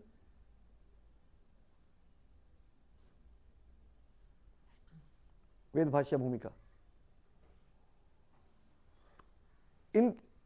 जब इनकी बातें पढ़ते हैं समझते हैं तो हमें यह लगता है कि उनका यह विचार था स्वामी दयानंद का कि आर्यंस का जो असली घर था वो तिब्बत था।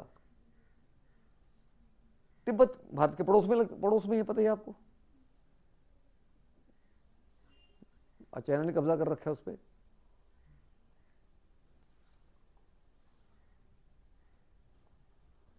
ऐसे एक और व्यक्ति हैं, उनका नाम भारत के इतिहास में मॉडर्न इंडिया में ब्रिटिश टाइम में बहुत माना जाता है। उनका नाम था बाल गंगाधर तिलक। सुना कभी नाम आपने? बाल गंगाधर तिलक।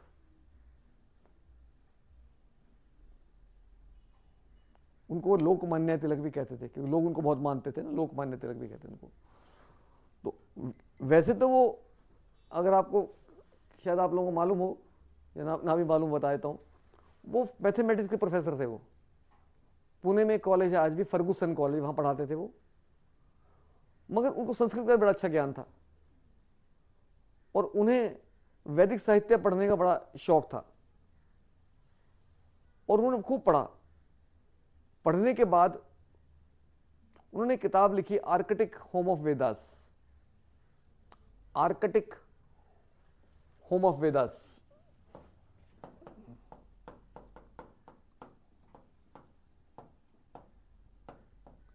किसकी किताब है जो ये? आर्कटिक क्या होता है बच्चों? आर्कटिक, अंटार्कटिक और आर्कटिक। अंटार्कटिक साउथ में है हमारी पृथ्वी के, नॉर्थ वाले एरिया को हम आर्कटिक जोन बोलते हैं, जहाँ नॉर्वे, स्वीडन, फिनलैंड वाला एरिया आर्कटिक जोन। उनका कहना है कि Aryans came from Arctic region, north pole से आए थे वो, उत्तरी ध्रुव से आए थे वो, उनका ये मानना है।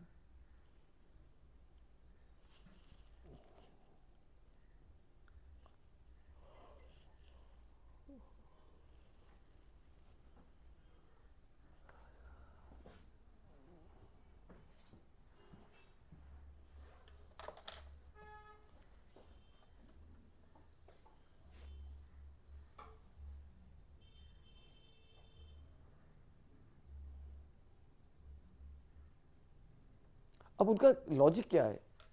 उनका ये कहना है कि ये लोग बहुत गोरे थे। अब जो गोरे होते हैं वो बहुत ठंडे प्रदेश के लोग, उनकी स्किन कलर बड़ा होता है, ऐसा होता है, और वहां बहुत ठंड पड़ती है। और कुछ पेड़ पत्तों के ऐसे नाम लिखे हुए हैं वेदों में जो वहां पाए जाते हैं। तो इसलिए इन 2-3 लॉजिक पे उन्होंने कह दिया कि वो आर्कटिक के एरिया थे। पर इस थ्योरी को बहुत लोग नहीं मानते। उनका ये कहना है भाई वो क्यों आएंगे वहां से? उसका लॉजिक ये, थ्योरी ये देती है कि इतनी ठंड पड़ती थी वहां पे, कोई भी आदमी ठंड में रहना नहीं चाहेगा इतना। तो ठीक है, मैं नहीं रहना चाहेगा तो नॉर्थ पोल से चल के भारत के बीच में तो बहुत जगह पड़ती है, ठीक है ना, सीधा यहीं आके रुकना है क्या? देखा जाए तो भारत मैप देखो कहां से कहां पहुंचा, कहां नॉर्थ पोल और कहां ये बीच में उज्बेकिस्तान आता है ना, ताजिकिस्तान आता है, सारा कुछ आता है, इतना कुछ आते हैं, कंट्री आते हैं, रशिया आता है। तो क्या यही जगह मिली हमें आके उन्हें ढंग की? इससे पहले रुक सकते थे वो। ऐसे बहुत जगह है जहां पर इतनी ठंड नहीं पड़ती है। और दूसरी बात, हम ये मानते हैं आर्यंस नॉर्थ इंडिया में रहते थे, तो भाई नॉर्थ इंडिया में हिमालय भी तो है, वहां भी तो बर्फ जमती है। तो जहां सारा साल बर्फ जमती है वो भी तो ठंडा प्रदेश है, तो वहां रह के क्या गोरे ही तरह के लोग? और जो तुम पेड़ पत्तों के नाम बोल रहे हो वो ठंड में होते हैं, वो आज हिमालय में भी होते हैं, वहां भी होते हैं। तो इसलिए अगर हिमालय के पास वो लोग रहते थे तो दैट भी उनको पता होगा। तो ये 2 पॉइंट पे आगे थ्योरी यहाँ पे फेल होती है वाली थ्योरी। ठीक है, ये बातें क्लियर होगी। 2-4 थ्योरीज की बातें मैंने बहुत सारी थ्योरी बता दी। अब आप कहोगे हर बात को नकारते ही जा रहे हो सर, आप बड़े नेगेटिव आदमी हो। ठीक है ना, कहीं तो रुको। कहीं भाई कोई सच तो बताओ। एक आदमी दूसरे से पूछता है कि तुम्हारे पीछे शेर पड़ जाए तो क्या करोगे? वो कहता भाई क्या करूंगा, दौड़ूंगा जान बचाने के लिए, और क्या करता है इंसान? कहता तुम्हें क्या लगता है शेर को दौड़ना नहीं आता? तुम्हारे पीछे शेर भी दौड़ेगा तेज। कहता फिर क्या करो? कहता और तेज दौड़ूंगा। कहता फिर और शेर भी अगर तेज दौड़े तो फिर क्या करेगा? कहता फिर और बहुत तेज से भागूंगा, आंख मूंद के दौड़, जान बचानी है मैंने। कहता वो भी और तेज हो जाए फिर? कहता फिर मैं पेड़ पे चढ़ जाऊंगा। कहता अगर वो भी पेड़ पे चढ़ जाए तो? कहता पर ये बता भाई मेरे, तुम मेरी ओर है कि शेर की ओर है? कहीं सांस ही नहीं तो आने दे रहा। तो वही वाली बात है कि हम हर बात को नकारते ही जाएंगे तो ऐसा लगता है कि हम आर्यंस के खिलाफ तो नहीं, कहीं उनकी हर बात, उनकी हर थ्योरी को मना करते जा रहे हैं। वो बात क्यों मना करते हैं? जब लॉजिक दिल को नहीं लगता तो मना करना पड़ता है भाई। मैं थोड़ी कर रहा हूं, ये तो इतिहासकार कर रहे हैं अपनी किताबों में। हाँ, एक थ्योरी को बहुत ज्यादा लोग मानते हैं, वो थ्योरी है, उसका थ्योरी देने वाले का नाम है Max Muller, doctor Max Muller. उनकी जो थ्योरी है सेंट्रल एशियन थ्योरी है, central Asian theory, doctor Max Muller की थ्योरी जो है।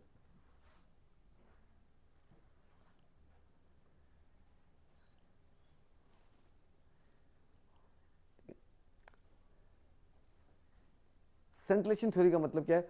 उनका कहना है कि Aryans came from central Asia, Aryans were originally inhabitants of central Asia. ये जहां भी गए वहां से गए हैं। The original home of Aryans was central Asia. ये कजाकिस्तान, उज्बेकिस्तान वाला एरिया पड़ता है ना, सेंट्रल एशिया वो वाला। इसके पीछे लॉजिक क्या देते हैं वो? उनके लॉजिक स्ट्रॉन्ग है। पहली बात तो उनका ये कि द थ्री कंट्रीज, जो भी तीन देश हैं जो ये मानते हैं कि they are descendants of Aryans, all these three countries या regions they are equidistant from central Asia. अगर ये अलग अलग दिशा में यहां से गए होंगे तो इस, अब देखो कोई आदमी कहे कि जर्मनी चल के यहां पे इंडिया में आ गया आर्यंस, इलॉजिकल लगता है। इंडिया से चल के जर्मनी पहुंच गए, भाई रीजन तो होता है ना जाने का कहीं। हमने कहा ना गर्मी सर्दी लगती है तो रास्ते में तो और जगह ही पड़ती हैं, रशिया वाले यहाँ नहीं आ सकते, तो ये बातें नहीं दिल को लगती। पर इसकी बात, पहली बात तो होती है इक्विडिस्टेंट है, पहली बात तो नंबर वन। नंबर टू, इनका जो लॉजिक ये इनका देते हैं, इनका ये कहना है कि सेंट्रल एशिया जो है ये ज़्यादातर डेजर्ट है इलाका, अभी भी है। तो such areas are very cold in winters and very hot in summers, है कि नहीं? डेजर्ट के इलाके जो होते हैं गर्मी बहुत ज्यादा गर्म होते हैं, सर्दी बहुत ठंडे होते हैं।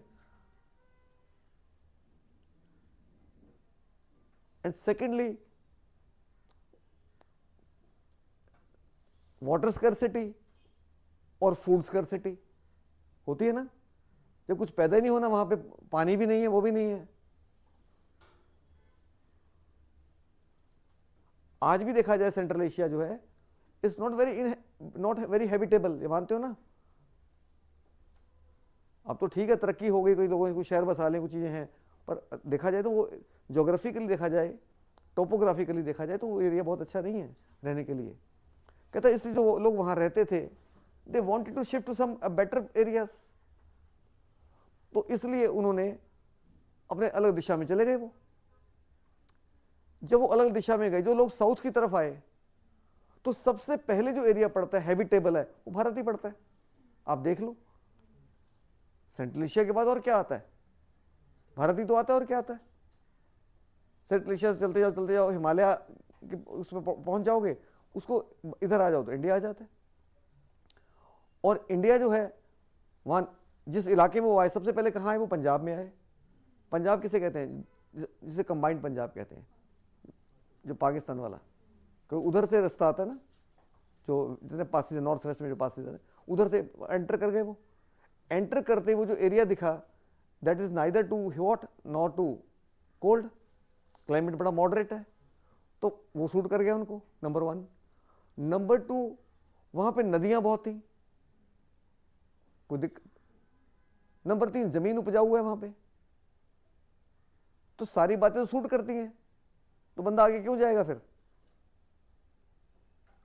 तो इसलिए उन्होंने वहां रहना शुरू कर दिया। अब ये बात कौन कह रहा है, सारी थ्योरी कौन दे रहा है? Max Muller. हाँ एक बात बता दूं बच्चों, मैक्स मूलर बेसिकली जर्मन था, पर उसको संस्कृत पढ़ने का बड़ा शौक था, उसे सीखी संस्कृत।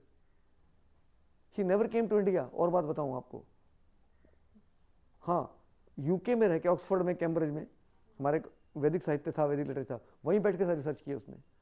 और उसने इतनी रिसर्च की, इतना उसके पेपर्स लिखे हैं उसके ऊपर, हमारे शायद भारत वालों ने किसी इतनी रिसर्च नहीं की होगी वैदिक लिटरेचर पे, इतनी उसने की है। हम बहुत सारी बातें उससे हमने ड्राइव की हैं, उसकी किताबों से हमने, मैक्स मूलर से।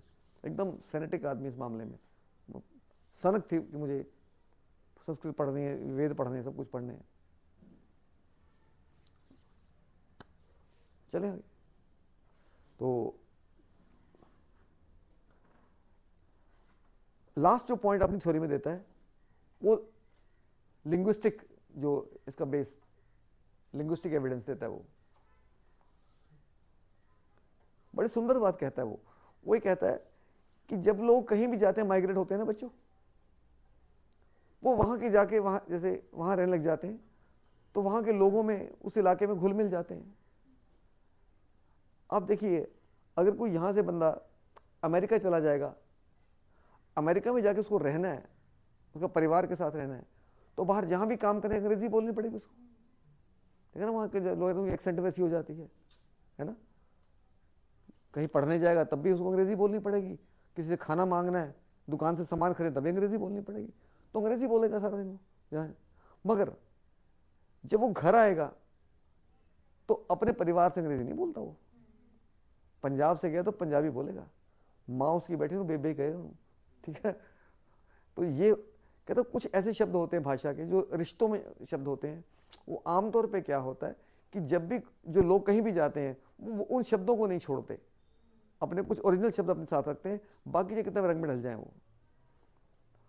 और इवन कि आप आज बता दो, अमेरिका में ऐसे लोग हैं जो भारत से गए, पंजाब से गए अमेरिका में, उनको रहते हो 25-30 साल हो गए, 40 साल हो गए, उनके बच्चे वहीं पैदा हुए, पर तब भी उनको अपनी पंजाबी सिखाते हैं वो। पता ना आपको ये बात है? वो अपनी कुछ अपनी सारा चाहे अंग्रेजी बोले, पर कुछ शब्द जो हैं वो ऐसे कहते हैं, ऐसे बुलाना है आपने, ठीक? दादा को दादा ही बुलाते हैं वो, दादी को दादी बुलाते हैं वो बच्चे, बाकी से अंग्रेजी बोलें। तो इतनी बड़ी लंबी चौड़ी बात क्यों सुना रहा हूँ मैं? क्योंकि ये बात कौन सुना रहा है?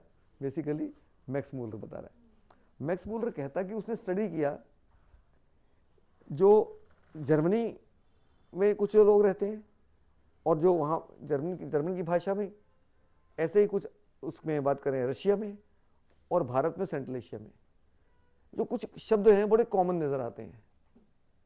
जैसे हम फादर कहते हैं, फादर कई भाषा में पेटर बोला जाता है और हमारे भाषा में पितर कहा जाता है। फादर, पेटर, पिटर, पितर मिलता है ना भाषा। मदर, मेटर, मातृ, संस्कृत बोलते थे ना वो, तो मेटर और मातृ से मिल जाती बात। तो इस तरह के बहुत सारे शब्द उसने बताए। लिंग्विस्टिक सिमिलरिटी बहुत नजर आती है। तो ये इन सारे लॉजिक से उसने कहा कि भाई सेंट्रल एशिया से आए थे, ठीक है? अब एक शब्द और आता है कि आर्यंस को हम क्या माने। उससे पूछा गया क्या आर्यन एक रेस है? रेस समझते हो ना? रेस तो नहीं है। रेस हो तो सबके बॉडी स्ट्रक्चर जैसे हो, जैसे निग्रोइड्स, वो कहीं भी चले जाएं, उनका बेसिक जो बॉडी स्ट्रक्चर है, फेस है, फोर हेड है, जैसा होता है। मंगोलाइट कहीं भी चले जाएं, पर आर्यंस के साथ ऐसा नहीं है। जो रशियन अपने को आर्यंस मानते हैं वो और लंबे चौड़े हैं, जर्मन है उनका भी बॉडी स्ट्रक्चर और है, हमारा बॉडी स्ट्रक्चर थोड़ा मिडोकर है थोड़ा, हमारा ना बहुत लंबे हैं हम, ना बहुत छोटे हैं। हमारे फीचर्स भी सिमिलर नहीं है हमारे और रशियंस के, उनके मिला के। तो दैट मीन्स रेस तो नहीं है। तो क्या ट्राइब है? नहीं है। तो उसने एक नाम दिया कि Aryans is a linguistic concept. ये लाइन अंडरलाइन कर लेना बेटे। Aryans is a linguistic concept, linguistic group. ये सवाल मैंने बहुत कॉमनली देखा है। ये आर्यंस क्या है? रेस है, ट्राइब है, कास्ट है या लिंग्विस्टिक ग्रुप है? तो हमें लिंग्विस्टिक ग्रुप के ऊपर अंडरलाइन करना है इसको।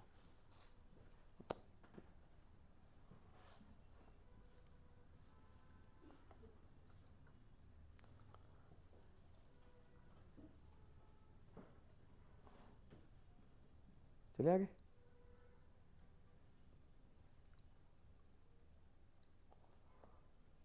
तो अब आते हैं बेटे कि आर्यंस के बारे में, कि आर्यंस जब आए तो रहते कहाँ थे, उसका एविडेंस कैसे मिलता है। थ्योरी ने तो बता दिया आते पंजाब में आए थे वो, उसका फर्दर कंफर्म कैसे होता है कि वहाँ पे कुछ उस इलाके में वो कहते हैं आर्यंस लिव्ड इन द सप्त सिंधु रीजन। आर्यन जहाँ रहते हैं अपने इस इलाके को क्या बोलते हैं? सप्त सिंधु। अब सप्त सिंधु अगर मैं इसको ट्रांसलेशन करूँ ना बच्चों, तो ऐसा लगता है 7 समंदर मिलते हैं वहाँ पे। 7 समंदर तो कहीं भी नहीं मिलते दुनिया में, ठीक है? या मिलते भी तो पंजाब में तो समंदर ही नहीं है, ठीक है ना? तो ऐसा क्यों कहते हैं अपने आप को सप्त सिंधु वाले एरिया में रहते हैं? वो इसलिए कहते हैं कि जब वो भारत में आए उन्होंने कभी नदियाँ देखी नहीं थी, सूखा पड़ता है वहाँ, तो नदियाँ हैं भी तो बरसाती नदियाँ, छोटी छोटी नदियाँ। जब भारत में आए, रहने लगे यहाँ पे, तो यहाँ पे नदियाँ देख के तो पागल हो गए वो। सिंधु नदी इतनी चौड़ी है, इतना पानी है जैसे समुद्र में वो पानी। उनको सब नदियाँ जो है दे अंडरस्टूड कि ये समुंदर है और 7 ही नदियाँ हैं यहाँ पे। तो इसका मतलब बात प्रूव हो जाती है। वो जब 7 समंदर की बात करते हैं उनके नाम तो देते नहीं है, पर नदियों के नाम लिखते हैं आगे वेदों में। तो उस 7 नदियाँ जो कौन कौन सी हैं? एक तो इंडस हो गई, 5 पंजाब की नदियाँ हो गई, एक नदी जो गायब हो गई है वो सरस्वती है।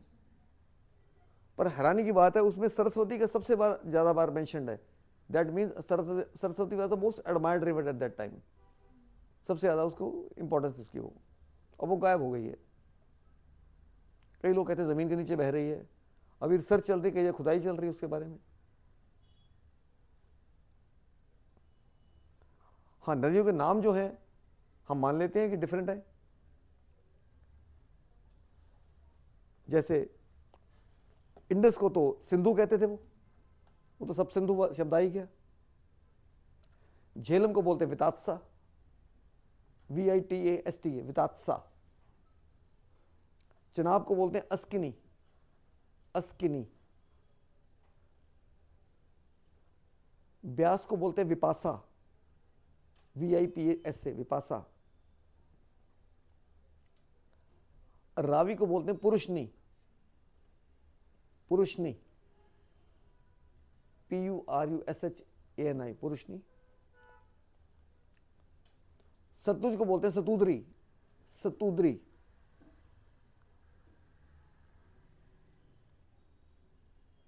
तो ये तो उनकी मेन रिवर्स हो गई, ठीक है। पर कुछ और रिवर्स हैं ट्रिब्यूटरीज जैसे होती हैं, जैसे घगर, उसे बोलते हैं दृष्टावती।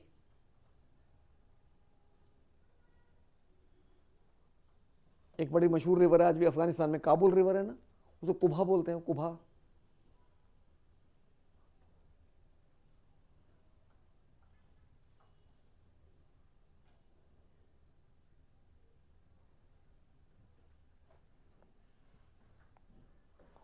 और एक और बात से जस्टिफाई होता है, कंफर्म होता है वो कहाँ रहते थे। एक तो नदियों के नाम कॉमन हो गए, वो कहते हैं हाँ जहां पे 2 पर्वत मिलते हैं, ये भी लिखा है वे 2 माउंटेन्स मीट। कौन कौन से? हिमवंत और 2 पर्वतों के नाम लिखे वहां पे, हिमवंत और मुंजावंत। अब आज पर्वत कहां पे मिलते हैं? आज भी पाकिस्तान के नॉर्थ में जाओ, जैसे पामीर नॉट बोलते हैं ना बेटे, वहाँ एक तरफ हिंदू कुश आता है, एक तरफ से हिमालय आता है। तो दैट मीन्स कि वो वहाँ उसी की बात कर रहे हैं। हिमालय को उस समय हिमवंत बोलते थे, हिंदू कुश को मुंजावंत बोलते थे, मुंजावंत, MUNJAVANT, मुंजावंत।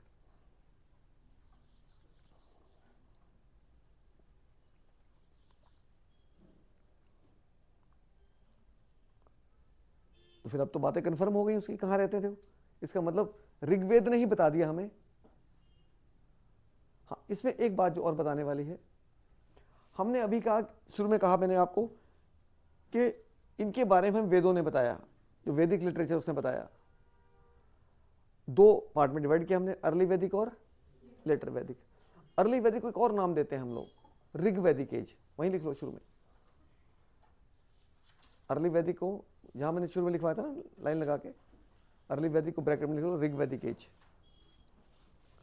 ऋग वैदिक एज क्यों कहते हैं? क्योंकि टोटल वेद तो 4 है, मगर अर्ली वैदिक वाले जो लोग हैं उनके समय में सिर्फ एक ही वेद लिखा गया था, वो ऋग्वेद है। तो ऋग्वेद में जो भी हमें जानकारी मिलती है that is about the early वैदिक एज। बाकी 3 वेद जो हैं या और जितने भी लिटरेचर है वो सारी लेटर वैदिक एज में 1000 BC के बाद लिखी गई है। आगे बात समझ? तो मैं जो भी बातें कर रहा हूं ये साबित करने की जब मैं कोशिश कर रहा हूं कि भाई कहाँ रहते थे, शुरू में आए तो ऋग्वेद से कर रहा हूं। ये सब सिंधु शब्द वहां पे दिखाई देता है, वही लिखता है कि भाई यहाँ पे आए, ये 2 पर्वत मिलते हैं, 7 नदियाँ, सब सिंधु की बात करते हैं, तो सारी बातें प्रूव हो जाती हैं। इसका मतलब यहाँ रहते थे वो। अब अगली बात आती है, और रहते किस तरह थे आपस में? क्या वो एक ही जगह रहते थे सारे, एक ही परिवार की तरह रहते थे, या आपस में उनकी खुन्नसबाजी थी, राइवलरी थी, लड़ाई झगड़े थे होते थे आपस में? ये भी तो सोचने का विषय है कि उनकी पॉलिटिकल सिस्टम क्या था। पॉलिटिकल सिस्टम में क्या था उनका? बेसिक यूनिट उनकी फैमिली थी। Family was the basic unit of the Aryans. Family was the basic unit of Aryans.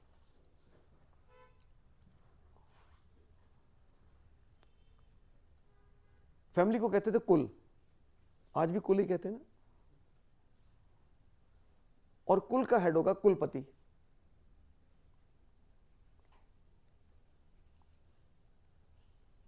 कुल का जो हेड होगा कुलपति है। और जो फैमिली का जो हेड होगा that will be the eldest male. Eldest male, सबसे बड़ा जो पुरुष होगा। तो that mean system is called patriarchal. Patriarchal कहेंगे ना से। तो पैट्रियार्कल सिस्टम का मतलब ये होता है कि अगर किसी सबसे बड़े व्यक्ति की डेथ हो जाती है, किसी पुरुष की जो फैमिली हेड है, तो उसकी वाइफ तो उसके बराबर एज की है, वो हेड नहीं बनेगी, बेटा बनेगा। क्योंकि ये लीनिएज जो पास कर रहे हैं वो उसमें कर रहे हैं, वो हमें वहाँ के ऋग्वेद से पता लग जाता है बात। ये बहुत सारे कुल को मिला के एक गांव बन जाता है, उसे ग्राम कहते हैं। कुल का हेड कौन हो गया? कुलपति। लिख लो, कुल का हेड कौन है? कुलपति। लिखवा देना मैंने ऊपर। हाँ।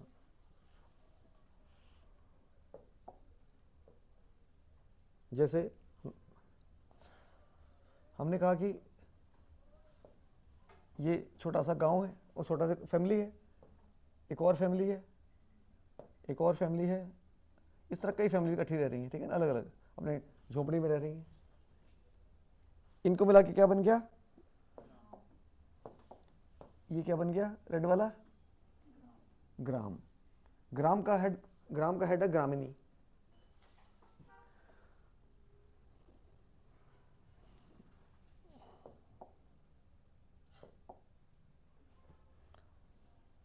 अब ऐसे एक ग्राम यहां होगा, कुछ फैमिलीज में रह रही होंगी ना।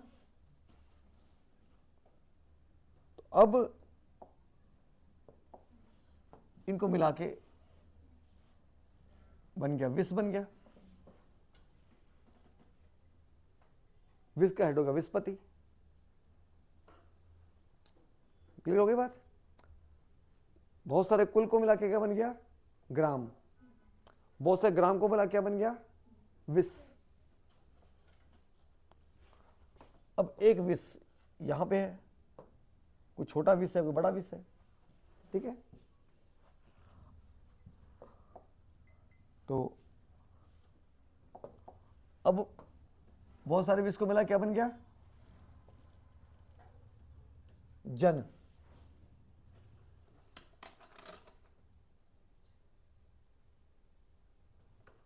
ये ग्रीन कलर का जन है, ये भी जन है ना? और ये भी जन है।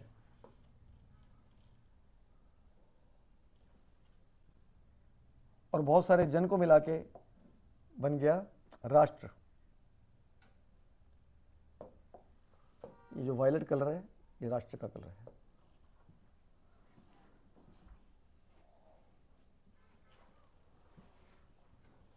Clear now. और राष्ट्र का हेड हो गया राजन, गोपति। गोपति, जनपति नहीं होगा, गोपति होगा। बाकी सब तो हर एक के साथ पति लगाए जा रहे हैं ना, कुल के साथ कुलपति, ऐसे। जन का हेड होगा जो गोपति।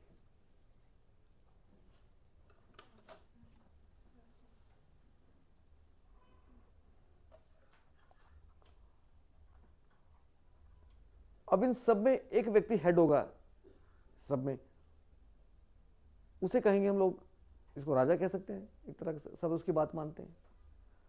पर इनकी पॉलिटी को अगर एक वर्ड में लिखें तो ट्राइबल पॉलिटी लिखते हैं, ट्राइबल पॉलिटी। ट्राइबल पॉलिटी में क्या होता है कि राजा एक वो व्यक्ति होता है, हेड होता है, मुखिया होता है,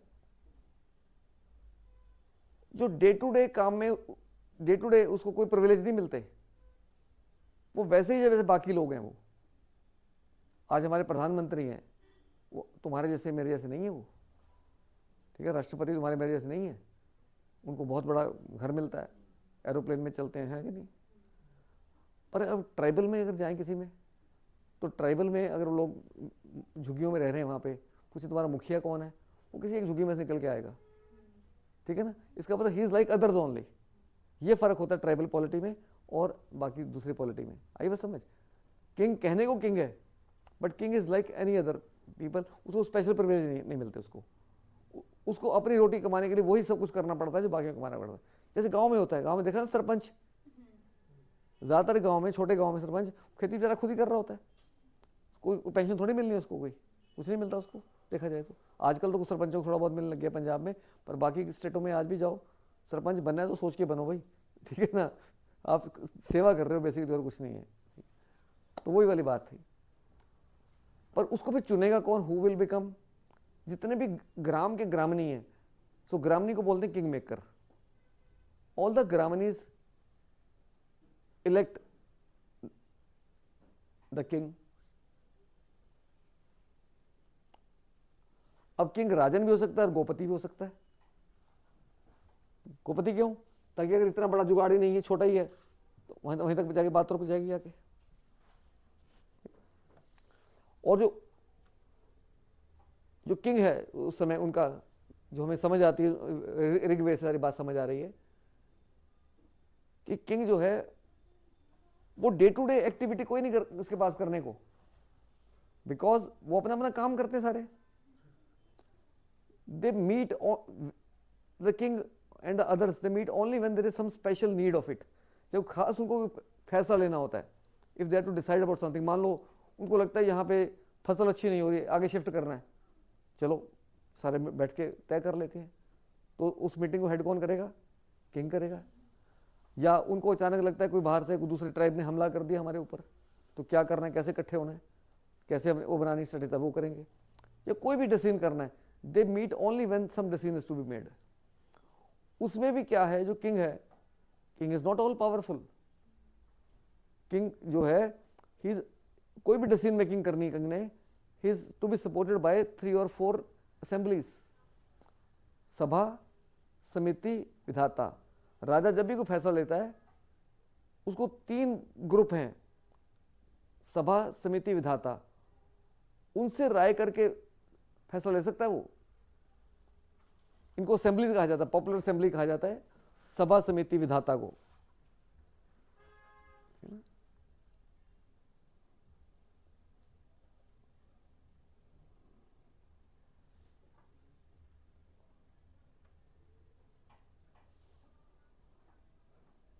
विधाता वॉज द अर्लीस्ट असेंबली, सबसे पहले विधाता ही शुरू हुई थी।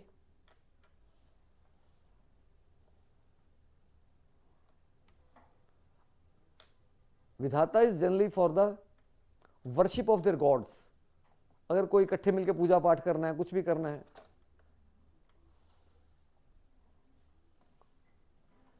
तो फैसला लेना तो विधाता की मीटिंग होगी। सभा,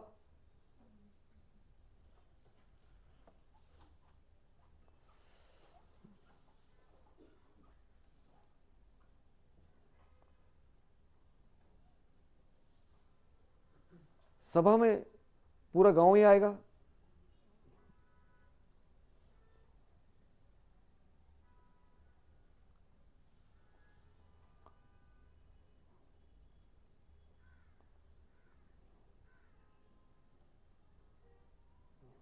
सभा परफॉर्म जुडिशियल फंक्शंस। सभा, सॉरी एक मिनट ठीक कर लो। सभा में कुछ एल्डर लोग आएंगे, समिति में सारा गांव आएगा। सभा के पास जुडिशियल फंक्शन है, कोई फंक्शन मान लीजिए कोई फैसला करना है, कोई झगड़ा हो गया, कुछ झमेला हो गया ना,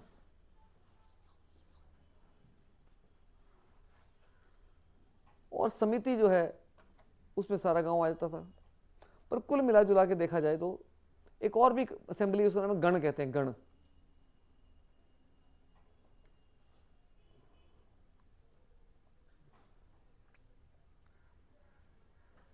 अब ये तो हो गया पॉलिटिकल तरीका उनका, कैसे अपने आप को इकट्ठा कर लिया उन्होंने। अब समझ आ गया ना कि राजा जो है सिर्फ कहने को राजा है बेचारा, हर मामले में सारे लोग मिलके ही शामिल होते हैं, पर उसकी रिस्पेक्ट है, पर ना तो उसके पास कोई पैसा बेचारे के पास, ना कोई टैक्स है, ना कुछ है। हाँ, देयर वर नो टैक्सेशन, उस समय टैक्स कोई नहीं होता था, क्योंकि काम भी कोई नहीं है। जब भी कोई काम करना अपने आप इकट्ठे होकर मिले करेंगे। एक नाम आता है बाली। बाली वॉज अ वॉलंटरी डोनेशन। कई लोग कहते हैं बाली, बार बार लिखा कि बाली देनी पड़ती थी। बाली होता है वॉलंटरी डोनेशन। जब भी मान ली कोई मुसीबत आ गई तो सबको कहा जाता था कि भाई मान लो फसल नहीं हुई, अकाल पड़ गया, या कोई बारिश ज़्यादा हो गई, या नहीं फसल हो पाई, तो समस्या खड़ी हो गई ना, सारे ट्राइब मिलेगा, तो उसमें टैक्स नहीं लगाया जाता। उसमें कहा जाएगा कि भाई सब लोग मिलके कंट्रीब्यूट करो। या मान लो अचानक हमला हो गया, हमला होने में सबने अपना कुछ कुछ देना है उनके तरफ से, तो कोई ज़्यादा दे या ना दे, कम दे, टैक्स वो होता है सबको देना पड़ता है, ये वॉलंटरी है। तो इसका मतलब उस समय टैक्सेशन नहीं थी। राजा को हेल्प करने के लिए 2 या 3 ऑफिशियल्स होते थे, एक पुरोहित और सेनानी, to help the king in the decision making. There were 2 or 3 persons. One is called Purohit, other is called Senani. So Purohit and Senani, they were the 2 advisors to the king.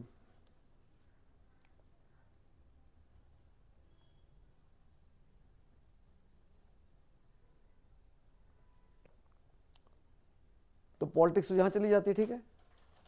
अब आते हैं society कैसी, समाज में कैसे रहते थे वो, फैमिली लाइफ कैसी थी उनकी।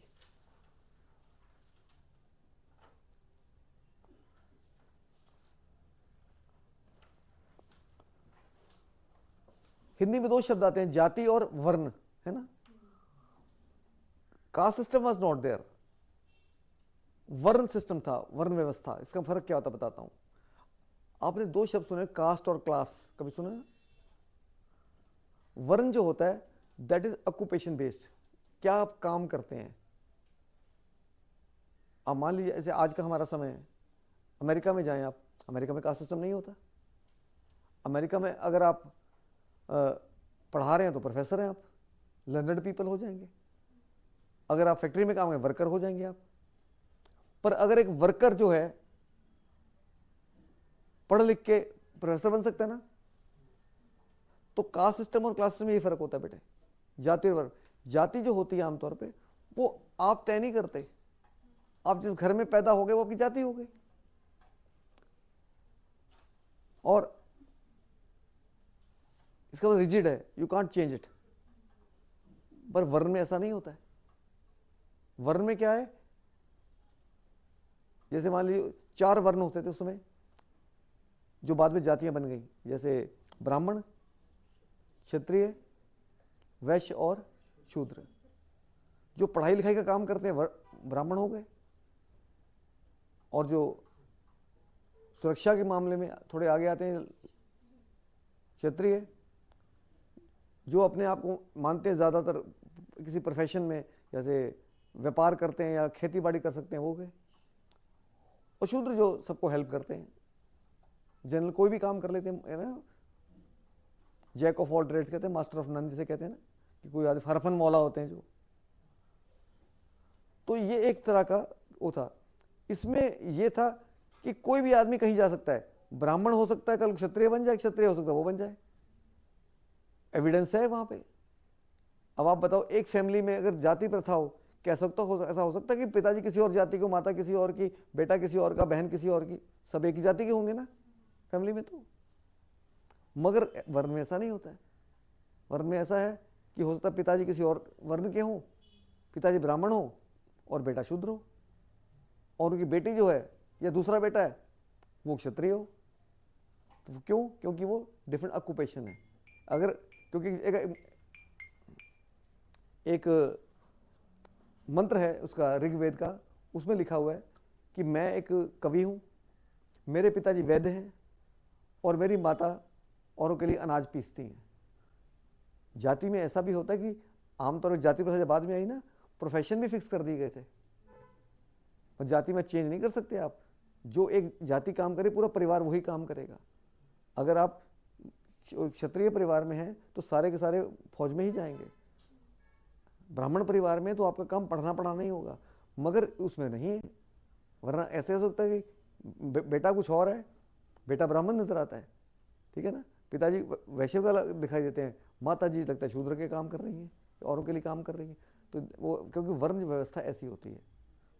शायद मैं कुछ ज़्यादा लंबा ले जाता हूँ बात को समझाने के लिए ना ऐसा तो नहीं। तो वर्ण व्यवस्था होगी नंबर एक। दूसरी बात इसमें जो है, फैमिली वाज पैट्रियार्कल, मैंने बता दिया आपको। Child marriage, there was no child marriage, no polygamy,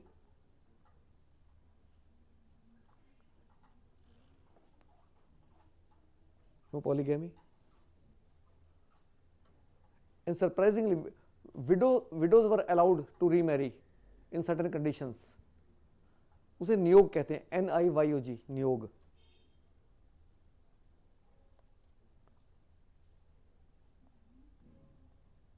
नियोग। And the position of women was quite good. They were allowed to participate in any religious or political functions in many. अब मैंने कहा सभा समिति में भी विधाता में आती थी विमेन,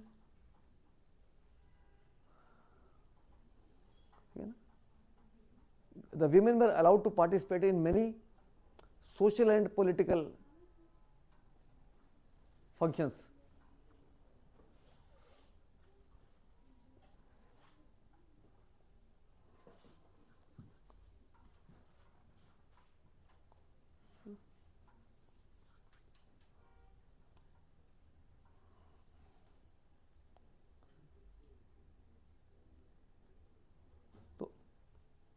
इनके जो पूजा पाठ करने का तरीका है, ऋग्वेद में 33 गॉड्स के नाम दिए हुए हैं। In Rigveda there are 33 gods and goddesses mentioned. लिख रहा हूं गॉड्स एंड गॉडेसेस, इसका मतलब है विमेन की बराबर इंपॉर्टेंस है। पर गॉड गॉडेसेस जो है इनके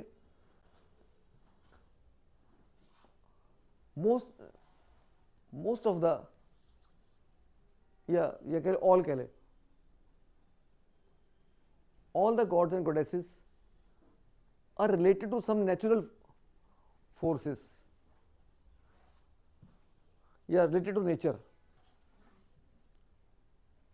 जैसे सन गॉड, सूर्य देवता, वायु देवता, है ना, पृथ्वी देवता, अग्नि देवता, ये सारी सारी नेचुरल फोर्सेस है ना बेटे, उन्हीं को गॉड मानते हैं। आज की तरह गॉड नहीं है कि शिव हैं, ये पार्वती हैं, ये राम हैं, ये उनकी कोई इंसानों जैसी पिक्चर नहीं देखते, बिल्कुल नहीं। जो चीजें इनको समझ ही नहीं आती, जिनके बारे में इनको पता ही नहीं हो क्यों, हवा क्यों चल रही है इनको नहीं समझ आ रही, इनको नहीं समझ आ रहा कि पानी कहाँ से आ रहा है, पानी बहता जा रहा है, बारिश कहाँ से आती है, तो हर एक को इन्होंने देवता मान लिया। क्यों? क्योंकि इनको लगता था कि अगर ये सब कुछ ना हो हम तो मर जाएंगे। मान लो अचानक पता लगे कि सूरज कई दिन आए नहीं, सूरज ना ही आए, गायब ही हो जाए। इनको नहीं पता कि सूरज आना ही है, या हम किसी गैलेक्सी पे रहते हैं, या हमारा कोई प्लेनेट है।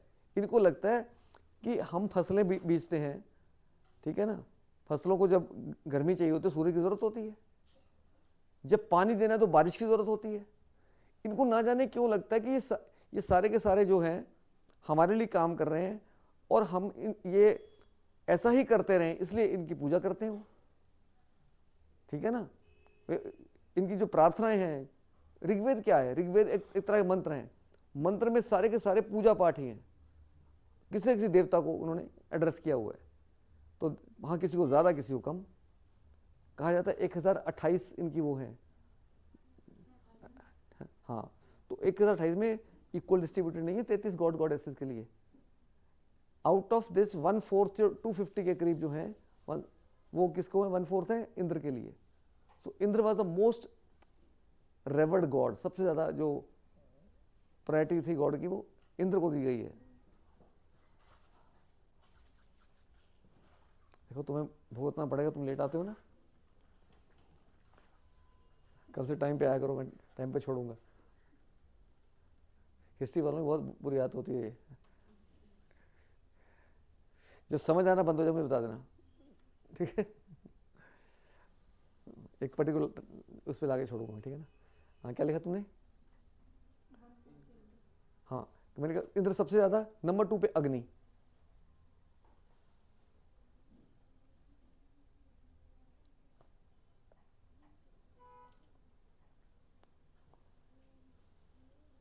और इनका पूजा करने का तरीका क्या था? हवन। उनको अंग्रेजी में यजना कहते हैं, यजना, YAJNA, यजना। हिंदी में पढ़ोगे यज्ञ पढ़ोगे उसको ना।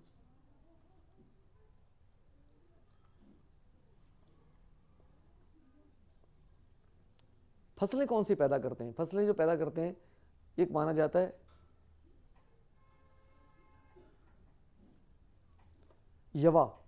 यवा कहते हैं बेटे बार्ले को। इनका जो स्टेपल फूड था ना वो बार्ले था अर्ली वैदिक एज में। ये सारी बातें मैं कौन सी कर रहा हूं? अर्ली वैदिक की, ठीक है। मगर कहीं कहीं एक शब्द आता है व्रीहि, VRIHI। व्रीहि का मतलब है राइस। एक और शब्द भी दिखाई देता है गोधुमा। गोधुमा वो वीट के लिए यूज किया गया है, गोधुमा। मगर फिर भी हम ये मान के चलते barley was their main crop.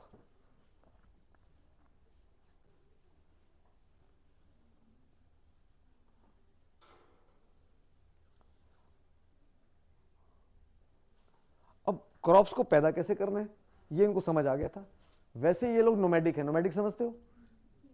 घुमंतू। ये 1-2 साल कहीं रहते हैं, 3 साल, फिर आगे चले जाते हैं कहीं और। ऐसा नहीं कि रोज ही घूमते रहते हैं प्रीहिस्टोरिक की तरह। 1-2-3 साल रहेंगे कहीं पे, लगता है या मन भर गया, या लगता है जमीन में उतना मजा नहीं आ रहा, उपजाऊ नहीं है, आगे चल पड़ेंगे। क्योंकि जगह बहुत खाली पड़ी थी, पॉपुलेशन थी नहीं ना बेटे, जगह ज्यादा थी, लोग कम थे। इसलिए इनकी जो लाइफ थी खेती बाड़ी करना। मैंने कहा ना, जब आदमी को सबसे पहले रिक्वायरमेंट क्या होती है? रोटी की। तो जब सभ्यता बस रही होती, सबसे पहले मेन ऑक्यूपेशन क्या होती है इंसान की? एग्रीकल्चर। तो एग्रीकल्चर में सारा काम साथ में एग्रीकल्चर ही करते हैं लोग। तो एग्रीकल्चर में ये क्या करते थे? इनको हल चलाना आता था। ये अब न्यूलिथिक वाला टाइम नहीं रहा, अब इनको पता है हल चलाना होता है। और ये भी पता है कि हल जब चलाते हैं उससे जो बैल होते हैं उसकी मदद लेते हैं। हल चलाने के बाद बीज डाल के उसमें पानी डालना, ये भी पता है इनको। फसल कैसे आएगी अब सब पता लग गया इनको।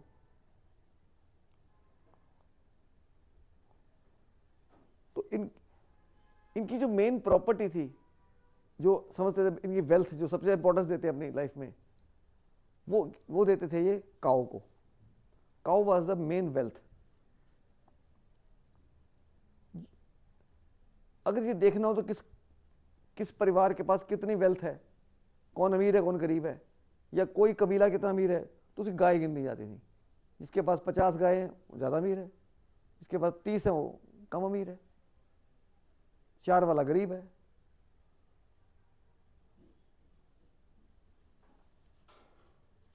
ऐसा क्यों? क्योंकि इनको ऐसा लगता था कि हम अगर जिंदा हैं तो उसमें गाय की बहुत इंपॉर्टेंस है। क्यों? जान लीजिए, जैसे मान लीजिए हमने फसल लगानी है, तो फसल लगाने के लिए हमें हल चलाना पड़ेगा। हल कौन चलाता है? बैल। बैल कहाँ से आएंगे? काऊ पैदा करेगी। अगर काऊ ना हो तो बैल नहीं होंगे, बैल ना होंगे तो हल नहीं चला सकते हम लोग। जब हल चला लेते हैं आप, तो देखा होगा आपने, उसमें जब हल चलता है तो थोड़ी नीचे से थोड़ी खोद देता है ना ज़मीन को, उसमें आप क्या डालते हैं? बीज। बीज के ऊपर क्या डालते थे? खाद। खाद क्या है? गोबर। उस समय गोबर खाद होती थी, आज भी गोबर की होती। वो कौन देगा? काऊ। और उसके बाद जब इनके बच्चे पैदा होते हैं तो वो बहुत कमज़ोर हैं, तो गाय का दूध जो है वो बार बार दिया जाता है। आज भी हम बच्चों को दूध देते हैं। तो उनको लगता है अगर ये गाय ना होती तो हम तो मर गए थे। इसका मतलब गाय ही सब कुछ है। हमारे बच्चे हुए पैदा हुए, उनको दूध चाहिए तो गाय से मिलेगा। जो गाय के बच्चे हैं वो कल को बैल बनेंगे उनसे, और गाय जो गोबर देती है वो भी काम आती है। यानी गाय का दूध भी तुम्हें, उसके बिना भी काम नहीं चलता, गोबर के बिना चलता। तो दैट मीन्स उसकी हर चीज़ जो आपके लिए इंपॉर्टेंट है, तो इसलिए गाय को बहुत संभाल संभाल के रखते थे। और जो इनकी आपस में लड़ाइयाँ भी होती थी ना, राजाओं की, कबीलों की, वो गाय के लिए होती थी। अमीर बंदे को क्या कहते थे? गोमत। गोमत मतलब कैसा है? गो। गो किससे है? गाय। तो वेल्दी पर्सन किसको गोमत कहते हैं? दैट मीन्स वही वेल्थ है उसकी। तो ये समझ आता है हमें यहाँ से। आमतौर पे हमें नहीं पता लड़ाइयाँ होती थी नहीं होती, पर हाँ एक लड़ाई मेंशन्ड है ऋग्वेद में, उसका नाम है बैटल ऑफ 10 किंग्स।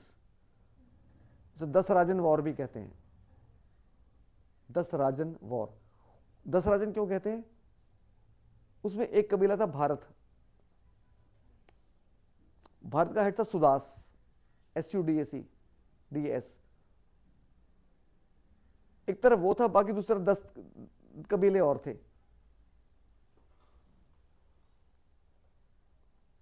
वो लड़ी गई थी रावी नदी के किनारे पे, लड़ाई लड़ी गई थी। उसे कहते हैं पुरुषनी।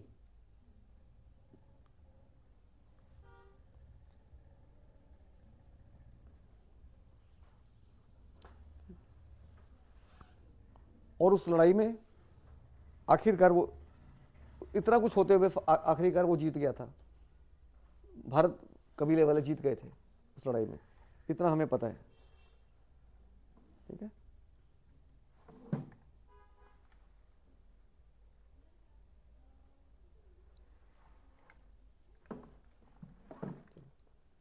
तो गाय की बात ही मैं कर रहा था। गाय की इतनी इंपॉर्टेंस थी कि बेटियों को दुहितर कहा जाता है, क्योंकि बेटियां होती थी गाय का दूध निकालती थी। हिंदी में कहते हैं दोहना, है ना? दूध निकालने को दोहना बोलते हैं, गाय को दोहना। तो बेटी के लिए कोई शब्द नहीं है, दुहितर है। वैसे ये कहा जाता है, ये वेजिटेरियन और नॉन वेज दोनों थे ये लोग, मांस भी खाते, पर एक वर्ड लिखा हुआ अघन्य गाय के लिए। गाय को नहीं कभी हर्ट करना, ना उसको मारना है। अघन्य means not to be killed. They can have the meat of any animal but not of cow.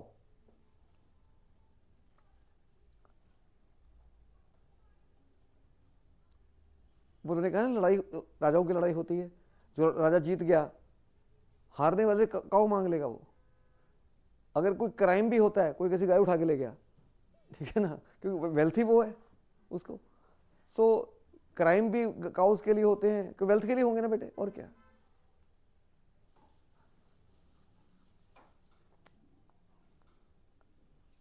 तो ये जिंदगी इनकी इस तरह की बड़ी सिंपल लाइफ मैं कहूँगा। पूजा पाठ करने का तरीका भी सिंपल। सारा परिवार जो है इसमें, whenever they used to worship, there was no need of any particular specialized person. Whole the family used to pray together. अक्सर कहा जाता था, the family which prays together stays together. ठीक है ना? इकट्ठे बैठ के बस क्या करना है, मंत्र बोल देने हैं। कोई ऐसा नहीं है कोई स्पेशल कोई दान करना है। बाद में लेटर वैदिक में हो गया था कि अगर पूजा पाठ करनी है तो ये करना है, ब्राह्मण आएंगे, उनको ये पढ़ाना है, ये चढ़ाना है, ये लाल कपड़ा करना है, बहुत तामझाम थे। इनके यहाँ कुछ नहीं था, कुछ भी नहीं है। फैमिली सुबह उठेगी, मंत्र बोलेगी, और जब इकट्ठे होकर बैठेंगे हवन कर लेंगे और मंत्र बोल के घर से बाहर निकल जाएंगे, अपने काम धाम करते रहेंगे।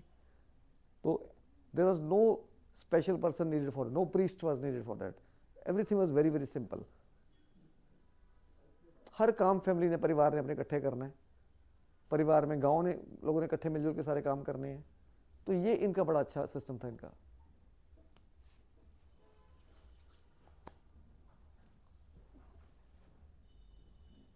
ठीक है। और ये भी माना जाता है कि इनके यहाँ पे अल्कोहल टाइप की चीज़ है ना, जैसे इंटॉक्सिकेंट, दो शब्द आते हैं, सुरा और सोम। Sura and Soma were both alcoholic drinks या कह लेंगे intoxicants. Soma was allowed, Sura was prohibited. सुरा लोग इतनी ज्यादा उसको मान्यता नहीं थी।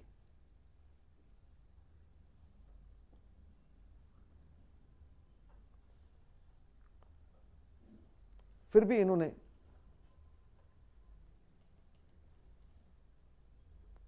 अपने जो बाकी तो सारा खेतीबाड़ी करते रहेंगे, मगर फिर भी इनकी आपस में जो क्या कहूँगा मैं, अम्यूज़मेंट, अगर अपना मनोरंजन करना होता था तो दो तीन चीज़ थी, जैसे म्यूज़िक, डांसिंग, डाइसिंग, डाइसिंग होता है पासाजी फेंकते हैं ना जो, और चैरियट रेसिंग, चैरियट रेसिंग, ये सब इनके मनोरंजन के साधन थे। अच्छा, मैंने आपको बताया इनके 33 गॉड गॉडेसेस है ना बेटे, तो उसमें इन्होंने क्या कर रखा था, अपने गॉड्स को 3 भाग में बांट रखा था।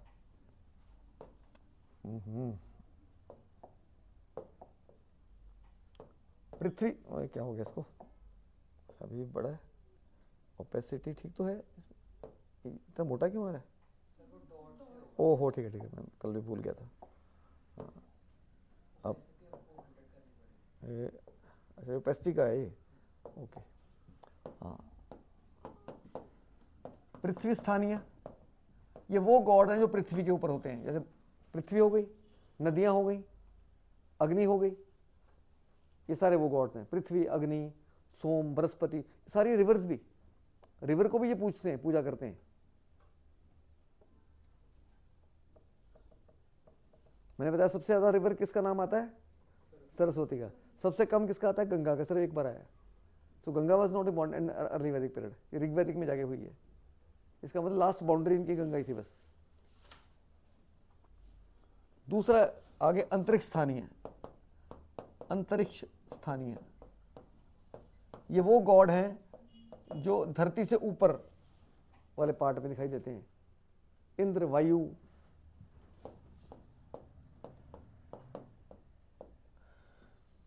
एक आपसे बहुत दूर है जो जहां पहुंचना ही मुश्किल है, उसे कहा जाता है द्विस्थानीय, उसमें सन आता है, द्विस्थानीय।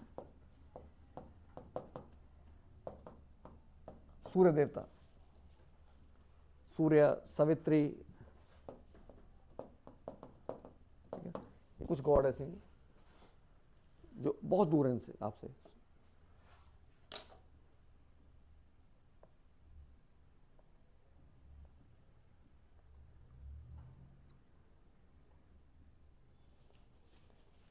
अब इनकी बात करें इकोनॉमी की, ये करते क्या थे?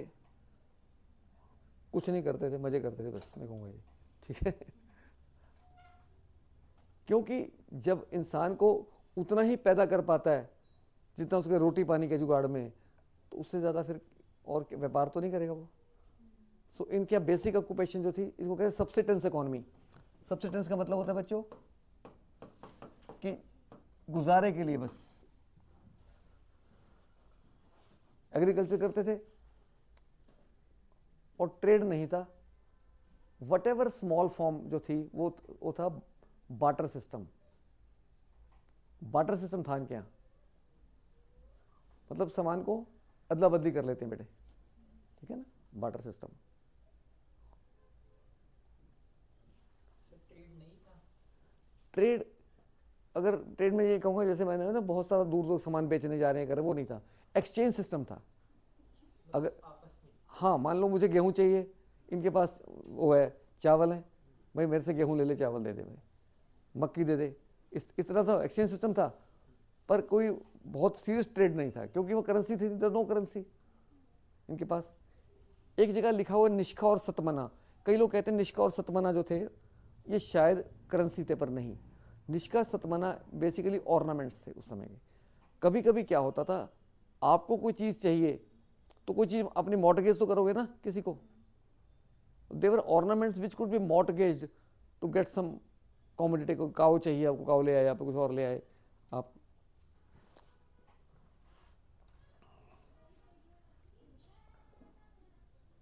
एनिमल्स में हॉर्स इनको मालूम था, क्योंकि ये हॉर्स तो इनका खास इनका वो था, horse, cow, lion, elephant, monkey. But tiger was not known to them, वो एविडेंस नहीं मिला हमें टाइगर का।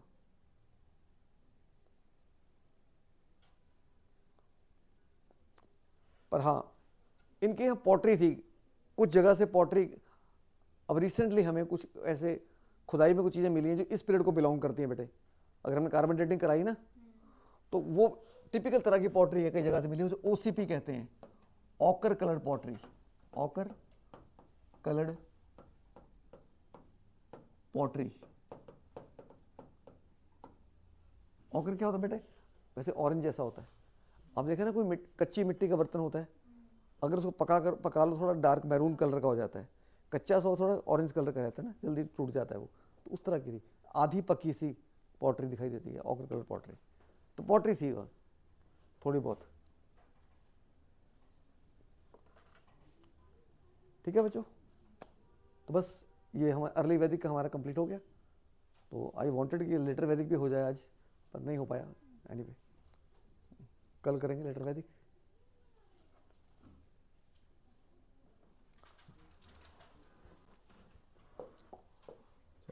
थैंक यू बच्चों, थैंक्स टू यू ऑल्सो। पर अब थैंक्स तब कहूँगा कल खूब पढ़ के आओगे, क्योंकि हाँ मेरी आदत ये है बच्चे, अब मैं तुमसे कल थर्ड लेक्चर होगा, तो डोंट एक्सपेक्ट मैं सिर्फ सेकंड लेक्चर से पूछूंगा, मैं फर्स्ट से ही पूछूंगा। जब मेरा 12वां लेक्चर होगा तो पहले सारे 11 के पूछूंगा मैं, ठीक है, ताकि तुम्हें जब तक तुम लास्ट पे पहुँचो तुम्हारे मोस्टली चैप्टर रिवाइज हो जाएं साथ साथ। ठीक है, हाँ चलो ठीक है बच्चों, मिलते हैं। आई थिंक ये तो यहीं छोड़ना ना, ये तो तेरा नाम सिमरन, तेरा क्या है? अमन। तेरा था क्या था? आर्यन। और सिमरन, अमन, आर्यन, ठीक है। सबके पीछे एन लगता है, क्या चक्कर है तुम तीनों के नाम के पीछे? मेरा नाम है संदीपन, पता है मुझे नाम आपका? मेरा तो मेरे पीछे भी एन लगता है।